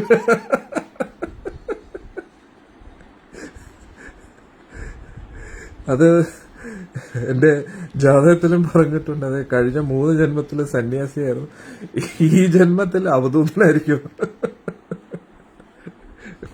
അതുകൊണ്ട് ആർക്കും എന്നെ ഇങ്ങനെ കെട്ടിവെക്കാൻ പറ്റത്തില്ല. എന്റെ കാര്യത്തിൽ എനിക്ക് ഒരു ഉറപ്പില്ല. ഞാൻ ഭഗവാനെ അന്വേഷിച്ച് എങ്ങോട്ട് വേണമെങ്കിലും പോകും. ആളെല്ലായിടത്തും ഉണ്ട്. പക്ഷെ എന്നാലും ഓരോ സമയത്ത് എന്താണോ എനിക്ക് ഏത് ദിശയിലേക്ക് പോകാനാണോ ഉള്ളിന്ന് പ്രചോദനം തോന്നുന്നത് അങ്ങോട്ട് ഞാൻ പോകും. ഞാൻ പറയില്ല, ആദ്യം നാട്ടിൽ ഇനി വരുന്നില്ല 2 വർഷത്തേക്ക്. പക്ഷെ ഇപ്പൊ ഉടനെ വന്നു 2200 കിലോമീറ്റർ ഓടിച്ചു. അതുകൊണ്ട് എന്റെ കാര്യത്തിൽ ഒരു ഉറപ്പില്ല. എന്റെ കൂട്ടത്തിൽ എങ്ങോട്ട് വേണമെങ്കിലും വരാം. ആ രീതിയിൽ പ്രിപ്പയർഡ് ആയിട്ട് ഇരിക്കുക. ഇന്ന് ഇവിടെ നാളെ എവിടെയെന്ന് ഒരു പറഞ്ഞിട്ട് മുകളിൽ ആകാശം താഴെ ഭൂമി, അതേപോലെ വിരക്തിയിൽ കഴിയാൻ പഠിക്കാം. ഹരേ കൃഷ്ണ. അപ്പോ ഞാൻ പറഞ്ഞു വന്നത്, നമ്മൾ ശരീരത്തിൽ നിന്നും പൂർണ്ണമായിട്ടും ഡിറ്റാച്ച്ഡ് ആയിട്ടിരിക്കുന്നു. ഈ ശരീരത്തിന്റെ അവസ്ഥ നമ്മുടെ ബോധത്തിന്റെ അവസ്ഥയായിട്ട് മാറരുത്. നമ്മുടെ ബോധത്തിന്റെ അവസ്ഥ ശരീരത്തിന്റെ അവസ്ഥയായിട്ട് മാറും. രണ്ടു തമ്മിൽ വ്യത്യാസം എന്താണ്? നമ്മുടെ ചുറ്റുമുള്ള സാഹചര്യം നമ്മുടെ ശരീരത്തിന്റെ അവസ്ഥ തീരുമാനിക്കരുത് നമ്മൾ ഏത് ബോധത്തിലായിരിക്കണമെന്ന്. നമ്മൾ സ്വമേധയാ നമ്മുടെ ബോധത്തെ ഉയർത്തുക.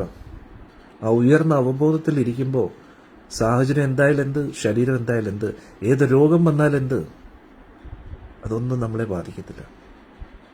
നമ്മൾ ശരീരമല്ല, നമ്മൾ ആത്മാവാണ്. പുറമേ ഉള്ള എല്ലാ നിബന്ധനകളിൽ നിന്നും, പുറമേ ഉള്ള എല്ലാ കെട്ടുബന്ധനങ്ങളിൽ നിന്നും നമ്മൾ ഉള്ളിൻ്റെ ഉള്ളിൽ നിന്ന് പിൻവലിക്കണം. ഒരു ആമ എങ്ങനെയാണോ ആമയുടെ അവയവങ്ങളെ ആ തോടിൻ്റെ ഉള്ളിലേക്ക് വലിക്കുന്നത്, അതേപോലെ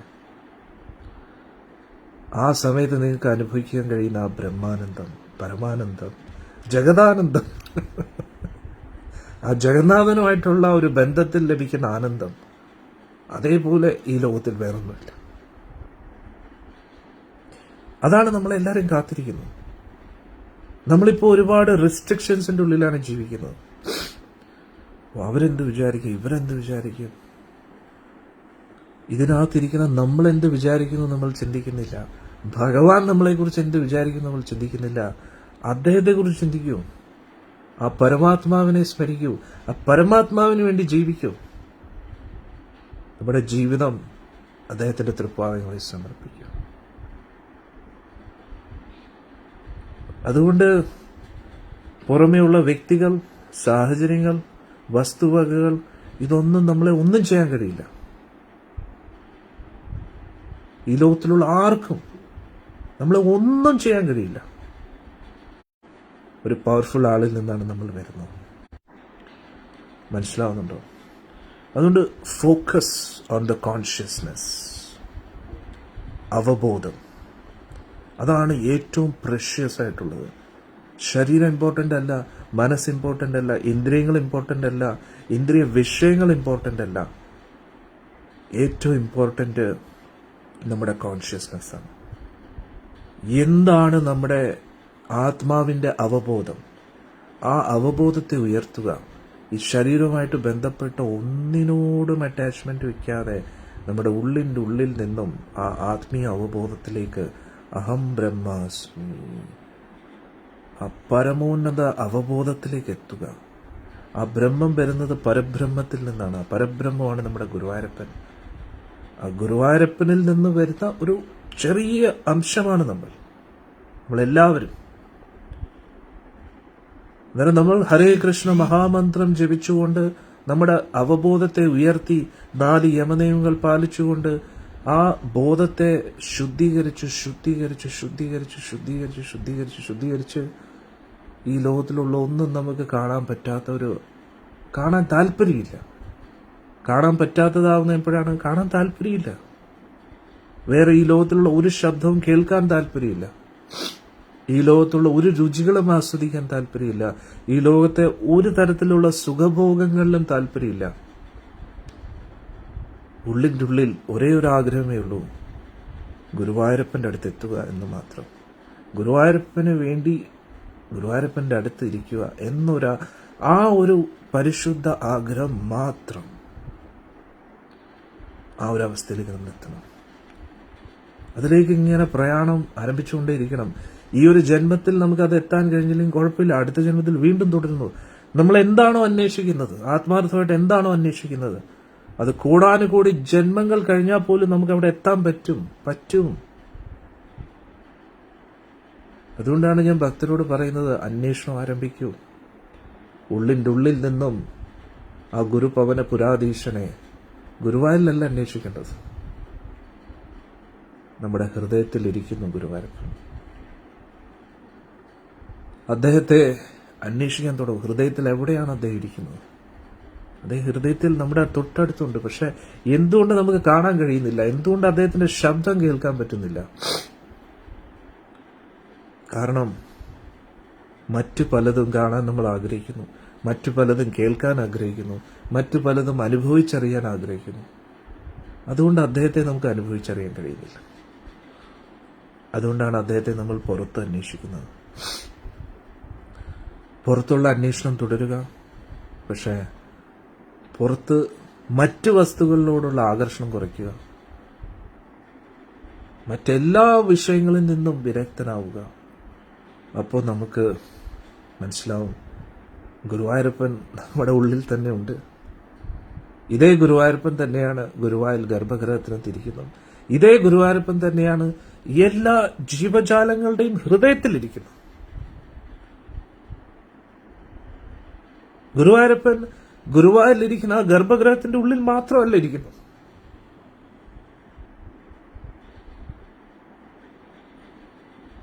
സർവചരാചരങ്ങളിൽ ഇരിപ്പുണ്ടാണ്. അത് നമുക്ക് പ്രത്യക്ഷത്തിൽ കാണാൻ പറ്റും, അറിയാൻ പറ്റും, അനുഭവിച്ചറിയാൻ പറ്റും. ആ ഒരു അവസ്ഥയിലാണ് പ്രഹ്ലാദൻ. അതുകൊണ്ടല്ലേ ഇത്രയും ദുരിതങ്ങൾ അനുഭവിച്ചിട്ടും ഇത്രയും പ്രശ്നങ്ങളിലൂടെ വന്നിട്ടും എല്ലാവരും പോകണം. 25-ാം തീയതി സിനിമ വരികയാണ്, മഹാ അവതാർ നരസിംഹ. കുടുംബസമേതം കുട്ടികളുമായിട്ട് പോകണം. എൻ്റെ ട്രെയിലർ നിങ്ങൾ കണ്ടല്ലോ, വളരെ മനോഹരമായിട്ടുണ്ട്. ഭക്തരെ തന്നെ റെഡിയാക്കിയതാണ്. അന്നേരം നമ്മൾ ഭക്ത പ്രഹ്ലാദനെ പോലെ ഇരിക്കണം. എന്തു വന്നാലും കുഴപ്പമില്ല, എന്തു വന്നാലും കുഴപ്പമില്ല. നമുക്ക് ആ ട്രെയിലർ ഒന്ന് കണ്ടാലോ? അല്ലേ? റെഡിയാണോ? അങ്ങനെയാണെങ്കിൽ എല്ലാവരും കമന്റ്സിൽ ടൈപ്പ് ചെയ്യൂ നരസിംഹദേവ് ഭഗവാൻ കി ജയ് എന്ന് ടൈപ്പ് ചെയ്യൂ.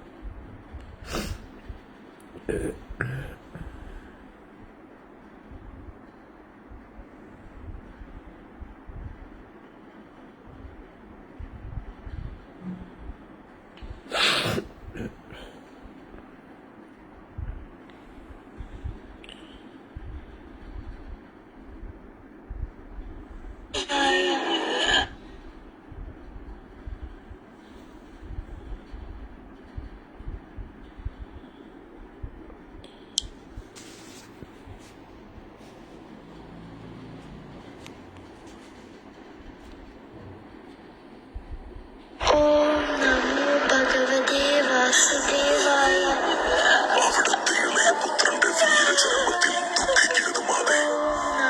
കപടധാരിയായ ആ വിഷ്ണു നിന്നെ നേർക്കുനേർ വെല്ലുവിളിക്കുകയാ. കുറച്ചു മുമ്പ് നീ നിന്റെ പുത്രന് വധശിക്ഷ നേർന്നു.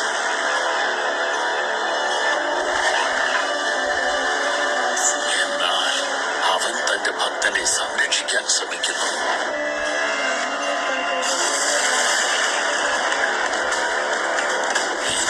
പുത്രനും പിതാവിനും ഇടയ്ക്ക് നടക്കുന്ന ഒരു സാധാരണ പോരാട്ടമേ അല്ല. ഇത് അഭിമാനത്തിന്റെ പോരാട്ടമാണ്. പ്രഹ്ലാദൻ എന്നതിപ്പോൾ ജാലിവിദ്യക്കാരന്റെ കയ്യിലിരിക്കുന്ന പാവ പോലെയാണ്. ചലിപ്പിച്ചാൽ ചലിക്കുന്ന വേറൊരു പാവമാണ്. ഉരുവിടുന്ന മന്ത്രങ്ങളിലല്ല ചലിക്കേണ്ട ഒരേ ഒരു നാമം ഭഗവാൻ ഹിരണ്യകശിപു എന്നായിരിക്കണം. വിഷ്ണു എല്ലായിടത്തുമുണ്ടല്ലേ? അങ്ങനെയാണെങ്കിൽ അവൻ ഈ തൂണിലും ഉണ്ടായിരിക്കേണ്ടതല്ലേ? തീർച്ചയായും ഉണ്ട്.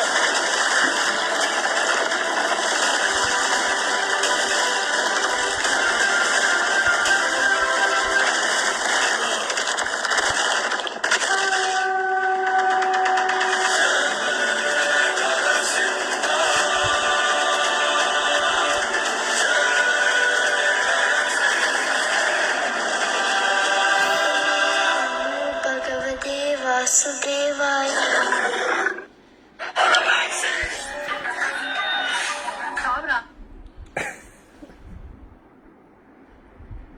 എങ്ങനെയുണ്ട്? സൂപ്പർ അല്ലേ?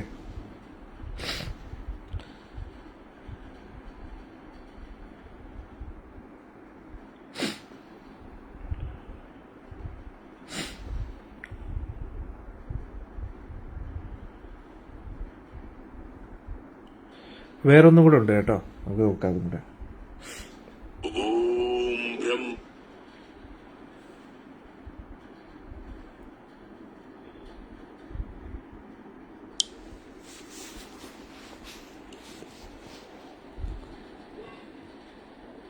ദേവായ നമഃ. മഹാശക്തിശാലിയാണെന്നുള്ളതിൽ എനിക്ക് സംശയമില്ല. സഹോദരന്റെ മൃത്യുവിന് കാരണമായവൻ ഇപ്പോഴും ജീവിച്ചിരിക്കുന്നു. അവന് നിനക്ക് പരാജയപ്പെടുത്തണമെങ്കിൽ ബ്രഹ്മദേവനെ ദേവായ നമഃ. കണ്ട തുറക്കൂ.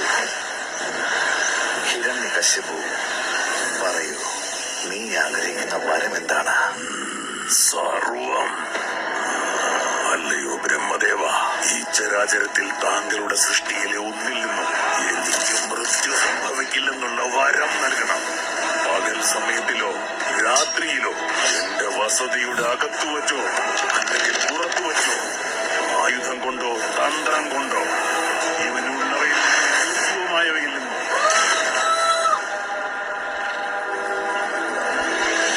എവിടെയാണോ അന്ധകാരം പൂർണ്ണമായി നിലകൊള്ളുന്നത് അവിടെ പുതിയൊരു വെളിച്ചം പിറവിയെടുക്കും. പ്രഹ്ലാദ, മാതേ, ഞാനെപ്പോഴും ഒരു നാമത്തിലാണ് വിശ്വസിക്കുന്നത്. അതിൽ എന്നെ തന്നെ പൂർണ്ണമായി സമർപ്പിക്കുന്നു. അതിലൂടെ സകലതിനും മുക്തി ലഭിക്കുന്നു. വിഷ്ണുവിന് പരിത്യജിക്കുക. നാം ഒരിക്കലും പരമാത്മാവായ വിഷ്ണു ഭഗവാനെ ശത്രുവായി കാണുകയില്ല. അവനോടുള്ള നിന്റെ ഭക്തി വെടിയുക. നമ്മുടെ ഭക്തൻ പ്രഹ്ലാദന് നാം വധശിക്ഷ വിധിക്കുകയാണ്.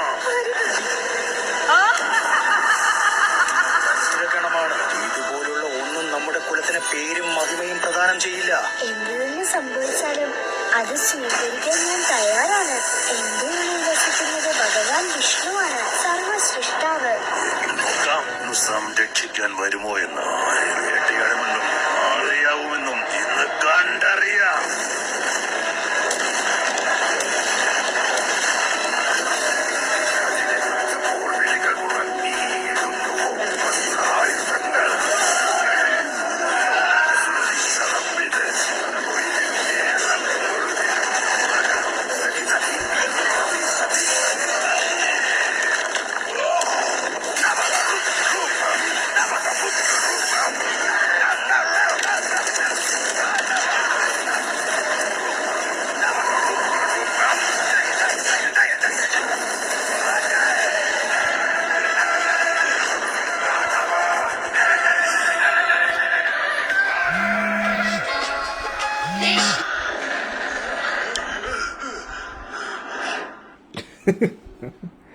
സിനിമ എന്ന് പറഞ്ഞാൽ ഇങ്ങനെ ഇരിക്കണം.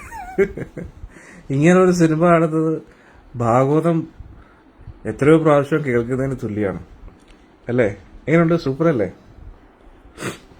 നമ്മുടെ ഇസ്കോൺ മായപ്പൂരിലെ ഭക്തര് എല്ലാവരും കൂടെ മായപ്പൂർ അമ്പലം റെഡിയാക്കാൻ വേണ്ടി ഫണ്ട് കളക്ട് ചെയ്യാൻ വേണ്ടി ഉണ്ടാക്കിയ സിനിമയാണ്. പൊളിയല്ലേ? സൂപ്പറല്ലേ? അതും വലിയ സിനിമ ചെയ്ത പ്രൊഡക്ഷൻ കമ്പനി അവരൊക്കെയാണ് ഇത്. KGF പോലുള്ള സിനിമകളൊക്കെ റെഡിയാക്കി അവരാണ് ഇതിൻ്റെ പ്രൊഡക്ഷനൊക്കെ. എങ്ങനെയുണ്ട്? സോ നമ്മളൊക്കെ കലിയുഗത്തിലെ ആൾക്കാരല്ലേ. നമുക്ക് കേൾക്കുന്നതിനെക്കാട്ടി ദൃശ്യം കാണണമല്ലോ. ഞാൻ എന്തായാലും പോകുന്നുണ്ട്. വർഷങ്ങൾക്ക് ശേഷം തിയേറ്ററിൽ പോയി first day first show. Ticket കിട്ടുമെന്ന് അറിഞ്ഞുകൂടാ. അതെ കൃഷ്ണ, നിങ്ങളെല്ലാവരും പോയി കാണണം കേട്ടോ. അന്നേരം ഞാൻ പറഞ്ഞു വന്നത്, നമ്മൾ ഭഗവാന് വേണ്ടി നമ്മൾ ഭഗവത് സ്മരണയിലിരിക്കുക.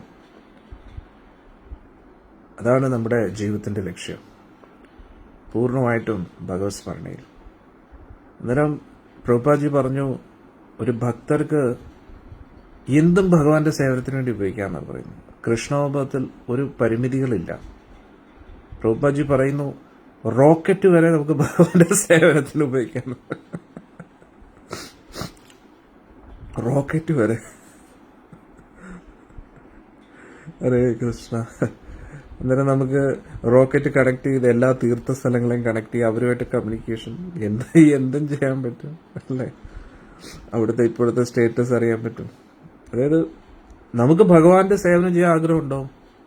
എന്തും ഭഗവാന്റെ സേവനത്തിന് വേണ്ടി ഉപയോഗിക്കാൻ പറ്റും.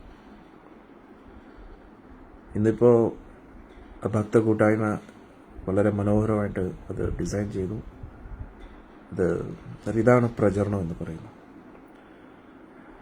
അന്നേരം നമ്മുടെ കഴിവിൻ്റെ പരമാവധി ഭഗവാന്റെ സേവനം ചെയ്യുക, അതാണ് നമ്മുടെ എല്ലാവരുടെയും ലക്ഷ്യം.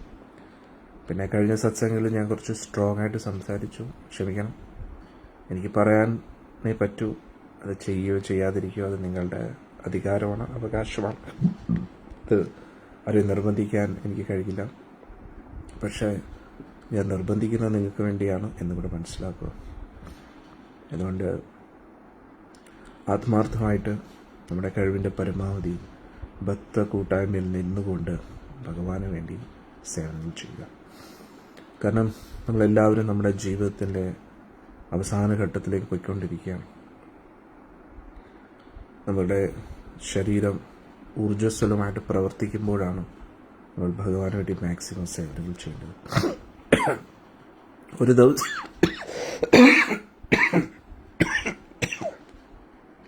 ഒരു ദിവസം നമ്മുടെ ശരീരം നിലയ്ക്കും. നിലയ്ക്കുന്ന സമയത്തും ആ സമയത്തും നമുക്ക് ഭഗവാന് വേണ്ടി എന്തൊക്കെ ചെയ്യാൻ പറ്റുമോ അതും ചെയ്യണം. കിടപ്പിലാവുമ്പോഴും നമ്മൾ സേവനം ചെയ്യണം. ഏതവസ്ഥയിലിരുന്നാലും ആ അവസ്ഥയിൽ, അതായത് ഒരു കിടക്കയിലിരിക്കുന്ന ഒരു ഭക്തന് പോലും, എഴുന്നേറ്റ് നിൽക്കാൻ പോലും പറ്റാത്ത ആ ഒരു ഭക്തന് പോലും സേവനം ചെയ്യാൻ പറ്റുമെങ്കിൽ പിന്നെ ഇത്രയും നമുക്ക് ശരീരം അനങ്ങുന്നുണ്ട്, സംസാരിക്കാനുള്ള കഴിവുണ്ട്. അപ്പോൾ നമുക്ക് എന്താണ് ചെയ്യാൻ പറ്റാത്തത്? ആഗ്രഹമുണ്ടോ? എന്തും ചെയ്യാൻ പറ്റും ഭഗവാൻ വേണ്ടി. ആഗ്രഹമില്ലെങ്കിൽ പല പല കാരണങ്ങൾ പറയും. ഇവർ സമ്മതിക്കാത്തതുകൊണ്ടാണ്, അവർ സമ്മതിക്കാത്തതുകൊണ്ടാണ്. ആഗ്രഹമുണ്ട്, വരാൻ ആഗ്രഹമുണ്ട്, പക്ഷെ സാഹചര്യം അനുകൂലമല്ല, ഇതുകൊണ്ടാണ് അതുകൊണ്ടാണ്. നമ്മളെപ്പോഴും സാഹചര്യത്തെ കുറ്റപ്പെടുത്തിക്കൊണ്ടിരിക്കും, ചുറ്റുമുള്ള കാര്യങ്ങളെ കുറ്റപ്പെടുത്തിക്കൊണ്ടിരിക്കും.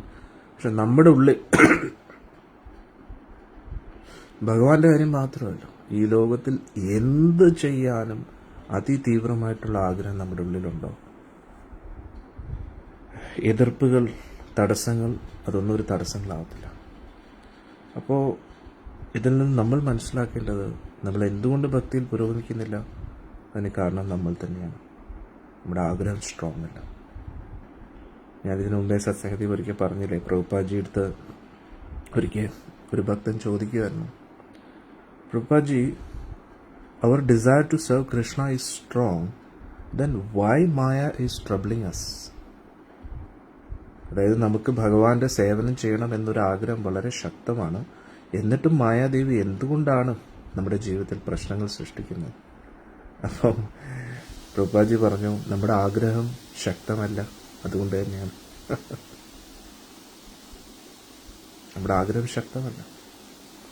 നമ്മുടെ ആഗ്രഹം ശക്തമാണെങ്കിൽ നമുക്ക് ഈ ലോകത്തിൽ എന്തും ചെയ്യാൻ പറ്റും, എന്തും ചെയ്യാൻ പറ്റും. നിങ്ങൾക്ക് ഒരിക്കലും ചെയ്യാൻ പറ്റാത്ത കാര്യമാണെങ്കിൽ പോലും നിങ്ങൾക്ക് ഗുരുവായൂരപ്പന് വേണ്ടി ചെയ്യണം എന്ന ഉറച്ച തീർമാനം ഉള്ളിൻ്റെ ഉള്ളിൽ ഉണ്ടെങ്കിൽ നിങ്ങളുടെ ചുറ്റുപാടുകൾ, സാഹചര്യങ്ങൾ, വ്യക്തികൾ എല്ലാം അതിനനുസരിച്ച് മാറിക്കൊണ്ടേയിരിക്കും. സത്യമായിട്ടും വെറുതെ പറയുന്നില്ല. ഇത് വലിയ അത്ഭുതമൊന്നുമില്ല. ഇതിനെ ഭയങ്കര മോട്ടിവേഷണൽ ടോക്കിൽ എന്തൊക്കെയോ വിഷ്വലൈസേഷനോ അങ്ങനെ എന്തൊക്കെയോ പേര് പറഞ്ഞിട്ട് ഇത് യു ക്യാൻ ഡു ഇറ്റ് എന്നൊക്കെ പറഞ്ഞിട്ട് എന്തൊക്കെയോ കാട്ടുന്നു. ഇത് വലിയ സംഭവമൊന്നുമല്ല. നിങ്ങൾ എന്താഗ്രഹിച്ചാലും ഓട്ടോമാറ്റിക്കലി പ്രകൃതി, സാഹചര്യം അതൊക്കെ ഇന്നല്ലെങ്കിൽ എപ്പോഴെങ്കിലും അത് നടന്നിരിക്കുമല്ല. അപ്പോൾ നമുക്ക് ഭക്തിയിൽ പുരോഗമിക്കാൻ കഴിയാത്തത് ഭക്തിയായിട്ട് ബന്ധപ്പെട്ട ആഗ്രഹങ്ങൾ നമ്മുടെ ഉള്ളിൽ ശക്തമല്ല. അതുകൊണ്ടാണ് നമുക്ക് ഭക്തിയിൽ തുടരാൻ ബുദ്ധിമുട്ടായിട്ട് വരുന്നത്, തടസ്സങ്ങൾ വരുന്നതൊക്കെ. നമ്മുടെ ഉള്ളിൽ ആ ഒരു ഡിസയർ ഇൻറ്റൻസ് ആണ്. അതായത് ഈ ഒരു ജന്മത്തിൽ തന്നെ എൻ്റെ ഗുരുവായൂരപ്പൻ്റെ അടുത്ത് എനിക്ക് എത്തണം, ഗോലോകം ഗുരുവായൂരപ്പൻ്റെ ലോകത്തേക്ക് എനിക്ക് ഈ ജന്മത്തിൽ തന്നെ പോകണം. എനിക്ക് യോഗ്യത ഇല്ല, എനിക്കറിയാം. ഉള്ളിൽ ഒരുപാട് കാമക്രോധ മോഹലോഭ മതമത്സരാദികൾ ഇങ്ങനെ കുന്നുകൂടി കിടക്കുകയാണ്. പക്ഷെ എനിക്ക് പോകണം എന്നൊരു ഉറച്ച തീരുമാനം നമ്മൾ എടുക്കുകയാണെങ്കിൽ ഭഗവാൻ പോലും നമ്മളെ തടയത്തില്ല എന്നാണ് നമ്മൾ മനസ്സിലാക്കുന്നത്. നമ്മുടെ എല്ലാവരുടെയും ജീവിതം രുക്മിണി ദേവി പോലെയാണ്. രുക്മിണി ദേവി അല്ല നമ്മൾ. രുക്മിണി ദേവി ആരാ, നമ്മൾ ആരാ അല്ലേ?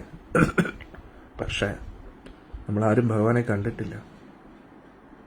പക്ഷെ നമുക്ക് ആഗ്രഹം സ്ട്രോങ് ആണെങ്കിൽ, വളരെ തീവ്രമായിട്ടുള്ള ആഗ്രഹം ഉണ്ടെങ്കിൽ, ഭഗവാൻ ഇഷ്ടമുള്ള കാര്യങ്ങൾ ചെയ്യുന്നു, ഭഗവാൻ ഇഷ്ടമല്ലാത്ത കാര്യങ്ങൾ ചെയ്യുന്നില്ല, ഭഗവാനെ കൂടുതൽ അറിയാൻ ശ്രമിക്കുന്നു, ഭഗവാന് വേണ്ടി കൂടുതൽ കൂടുതൽ സമർപ്പിക്കുന്നു നമ്മുടെ ജീവിതത്തെ, ഭഗവാനിൽ നിന്ന് അകറ്റുന്ന എല്ലാ ചിന്തകളിൽ നിന്ന് നമ്മൾ അകന്നു നിൽക്കുന്നു, ഭഗവാന് വേണ്ടി കൂടുതൽ കൂടുതൽ നമ്മുടെ ജീവിതത്തെ സമർപ്പിക്കുന്നു. മോസ്റ്റ് ഇമ്പോർട്ടൻറ്റ്, ഈ പാതയിൽ മുന്നോട്ട് പോകുമ്പോൾ അതിന് പകരമായിട്ട് ഞാൻ ഒന്നും പ്രതീക്ഷിക്കുന്നതുമില്ല. എൻ്റെ ജീവിതത്തിൽ എന്ത് വന്നാലും അതൊന്നും എൻ്റെ തീരുമാനത്തിൽ നിന്നും എന്നെ വ്യതിചലിപ്പിക്കത്തില്ല എന്ന ഉറച്ച തീരുമാനം. സുഖം വരുമ്പോൾ സുഖത്തിൽ മഗ്നനായി പോകാതെ, ദുഃഖം വരുമ്പോൾ ദുഃഖത്തിൽ വീണു പോകാതെ, ലാഭം നഷ്ടം ഇതിനൊക്കെ അപ്പുറത്തായിട്ട് നമുക്ക് ഏറ്റവും ഇമ്പോർട്ടൻ്റ് ഗുരുവായൂരപ്പനാണ് എന്നുള്ള ഉറച്ച തീരുമാനം. അപ്പം പിന്നെ ഗുരുവായൂരപ്പൻ വരും. എന്തുകൊണ്ട് വരത്തില്ല? ആളൊരു നിർജീവ വസ്തു അല്ലല്ലോ, ആളൊരു ഇമാജിനേഷൻ ക്യാരക്ടർ അല്ലല്ലോ. Is a live person. ജീവനുള്ളൊരു വ്യക്തിയാണ് ഗുരുവായൂരപ്പൻ. ഒരേ സമയത്ത് എല്ലായിടത്തും വരാൻ കഴിവുള്ള ആളാണ് അദ്ദേഹം. പ്രഹ്ലാദനോട് ചോദിച്ചില്ല, ഈ തൂണില് നിന്റെ ഈശ്വരനുണ്ടോടാന്ന് ചോദിച്ചിട്ട് പ്രഹ്ലാദൻ പറഞ്ഞു, ഉണ്ട്, ഇതിനകത്തുണ്ട്. അതാണ് വിശ്വാസം എന്ന് പറയുന്നത്. ഭഗവാൻ എല്ലായിടത്തും ഉണ്ട്. വിശ്വാസം ഉണ്ടെങ്കിൽ മാത്രമേ അദ്ദേഹം ദർശനം നൽകൂ. നമ്മുടെ വീട്ടിൽ ചിലപ്പോൾ അതിസുന്ദരമായിട്ടുള്ള ഗുരുവായൂരപ്പൻ്റെ വിഗ്രഹം കാണുമായിരിക്കും, ഓടക്കുഴലും പിടിച്ചുകൊണ്ടിരിക്കുന്ന സുന്ദരമായിട്ടുള്ള രൂപം കാണും. പക്ഷെ അത് ഗുരുവായൂരപ്പനാണെന്നുള്ള വിശ്വാസം നമുക്കുണ്ടെങ്കിൽ മാത്രമേ അദ്ദേഹം നമ്മളുമായിട്ട് ഇടപെടൂ. നമുക്ക് ആ വിശ്വാസം ഇല്ലെങ്കിൽ പിന്നെ എന്തിന് അദ്ദേഹം ഇടപെടണം നമ്മളോട്? നമ്മൾ വിളക്ക് കത്തിക്കുമ്പോൾ മാത്രം തൊഴുന്നു, അങ്ങോട്ടും ഇങ്ങോട്ടും പോകുമ്പോൾ ഒന്നും നോക്കുന്ന പോലും ഇല്ല. അദ്ദേഹത്തിൻ്റെ അടുത്ത് ഇരുന്നു കൊണ്ട് തന്നെ നമുക്ക് ഇഷ്ടമുള്ള എന്തൊക്കെയോ സംസാരിക്കുന്നു, അദ്ദേഹത്തിൻ്റെ മുമ്പിൽ ഇരുന്നുകൊണ്ട് നമ്മൾ ഭക്ഷണം കഴിക്കുന്നു. അദ്ദേഹം ചിന്തിക്കുന്നു, ഇത് ഭഗവാനാണ്, ഇത് ഭഗവാന്റെ വീടാണ്. അങ്ങനെ ഒരു ചിന്ത നമുക്കില്ലെങ്കിൽ അദ്ദേഹം ഒരു പ്രതിമയായിട്ട് നിർജീവ വസ്തുവായിട്ടിരിക്കും. പക്ഷേ നമ്മൾ വെറും നമ്മുടെ വീട്ടിൽ ഒരു ഭിത്തിയാണെങ്കിൽ പോലും ഇതിൻ്റെ ഉള്ളിൽ ഭഗവാനുണ്ട്. അത് ഭഗവാന്റെ രൂപം പോലും അതിനകത്തില്ല. പക്ഷെ ഇത് കൃഷ്ണനാണ്, ഇതെന്റെ ഗുരുവായൂരപ്പനാണ്, ഗുരുവായൂരപ്പൻ സർവ്വചരാചരങ്ങളിലുണ്ട്, ഇതിൻ്റെ ഉള്ളിലും ഉണ്ട് എന്ന് നമ്മൾ ഉറച്ചു വിശ്വസിക്കുകയാണെങ്കിൽ അതിൽ നിന്ന് പോലും ഭഗവാൻ സംസാരിക്കാൻ കഴിയുന്നില്ല. അപ്പോൾ നിർജീവമായിട്ടുള്ള ഒരു വസ്തുവിൽ നിന്ന് പോലും ഭഗവാന് സജീവമാകാൻ പറ്റുമെങ്കിൽ നമ്മൾ എന്തുകൊണ്ട് നമ്മുടെ വീട്ടിലിരിക്കുന്ന ഭഗവാന്റെ വിഗ്രഹത്തെയും ഭഗവാന്റെ ചിത്രത്തെയും നമ്മൾ നിസ്സാരമായിട്ട് കാണുന്നു? അതിനെ ഒരു ഷോ പീസാക്കി നമ്മൾ വെക്കരുത്. ഭഗവാനുമായിട്ട് ബന്ധപ്പെട്ട എല്ലാം വളരെ ഇമ്പോർട്ടൻ്റ് ആണ്. സർവ്വചരാചരങ്ങളിലും ഭഗവാൻ നിറഞ്ഞു നിൽക്കുന്നു. അപ്പം ഭഗവാന്റെ രൂപത്തെ അതൊരു കവറിലാണെങ്കിൽ പോലും, ഒരു കളയുന്നൊരു പേപ്പറിലാണെങ്കിൽ പോലും അതിനെല്ലാം ജീവനുണ്ടെന്ന് മനസ്സിലാക്കും. ഒന്നുമില്ല, ഭഗവാന്റെ നാമം എഴുതിയാൽ മതി, ഹരേ കൃഷ്ണ എന്ന്. അതിനും ജീവനുണ്ട്. ഒരു അക്ഷരം ഹരേ കൃഷ്ണ, അതിലും കൃഷ്ണനുണ്ട്. കൃഷ്ണ എന്ന വാക്കിൽ കൃഷ്ണനുണ്ട്. അത് നമ്മൾ മനസ്സിലാക്കൂ. അന്നേരം നമ്മൾ അദ്ദേഹത്തെ സ്നേഹിക്കുന്നുണ്ടെങ്കിൽ അദ്ദേഹവുമായിട്ട് ബന്ധപ്പെട്ട എല്ലാത്തിലും അത്രത്തോളം ജാഗ്രത പാലിക്കുന്നുള്ളൂ. അദ്ദേഹത്തിന് ഇഷ്ടമല്ലാത്ത ഒരു കാര്യം നമ്മൾ ചെയ്യത്തില്ല. Attention to details is a sign of love എന്ന് പറയുന്നു ആചാര്യന്മാർ. അതായത് നമുക്കിഷ്ടപ്പെട്ട വ്യക്തിയോട്, അദ്ദേഹവുമായിട്ട് ബന്ധപ്പെട്ട ചെറിയ ചെറിയ കാര്യങ്ങളിൽ പോലും എത്രത്തോളം നമ്മൾ ജാഗ്രത പാലിക്കുന്നോ അത്രത്തോളം നമ്മൾ അദ്ദേഹത്തെ സ്നേഹിക്കുന്നു എന്നാണ് അവിടെ വ്യക്തമാകുന്നത്. മനസ്സിലാവുന്നുണ്ടോ? അതായത് നമ്മൾ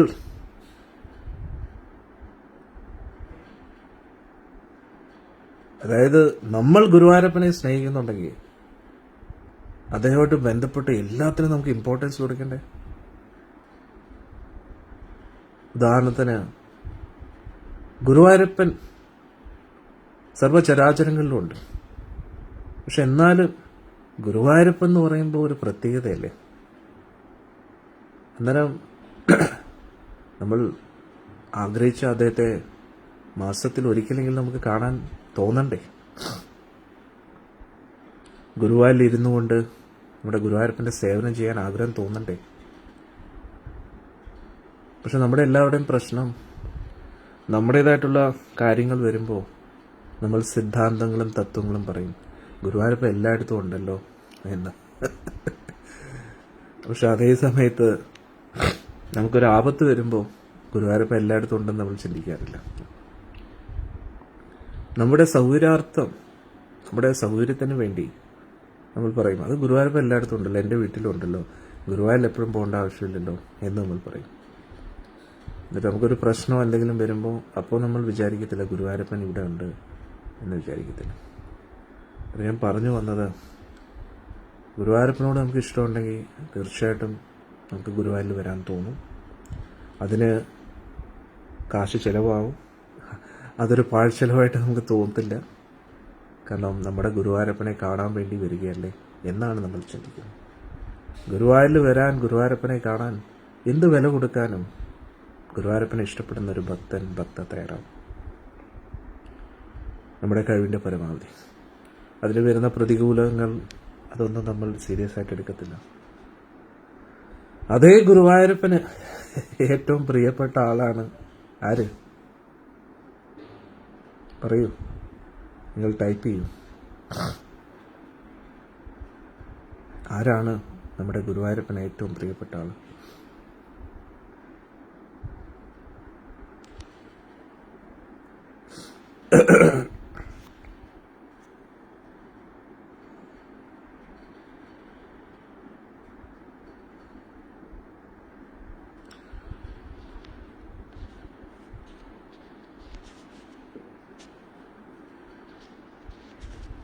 അപ്പോൾ അതേ ആളുടെ ദിവസം വരുമ്പോൾ നമ്മൾ എത്രത്തോളം സീരിയസ് ആയിരിക്കണം? നമുക്ക് ഗുരുവായൂരപ്പനോട് ഇഷ്ടമുണ്ടോ? ഗുരുവായൂരപ്പനുള്ള ഇഷ്ടമുള്ള കാര്യത്തിൽ നമുക്ക് ഏറ്റവും കൂടുതൽ താല്പര്യം കാണും. ഇതെല്ലാവരും ഓർക്കുക. ഓക്കെ, അന്നേരം എല്ലാവരും മനസ്സിലാക്കുക. ഇത് ഞാൻ പറഞ്ഞിട്ടല്ല മനസ്സിലാക്കേണ്ടത്. സ്വയം ചിന്തിക്കുക, സ്വയം മനസ്സിലാക്കുക. നമ്മുടെ ജീവിതത്തിലെ ഓരോ നിമിഷങ്ങളും അതിനുവേണ്ടി സമർപ്പിക്കുക. ഓക്കെ, ഇനി അടുത്ത സത്സംഗത്തിൽ നമുക്ക് കാണാം. ഹരേ കൃഷ്ണ.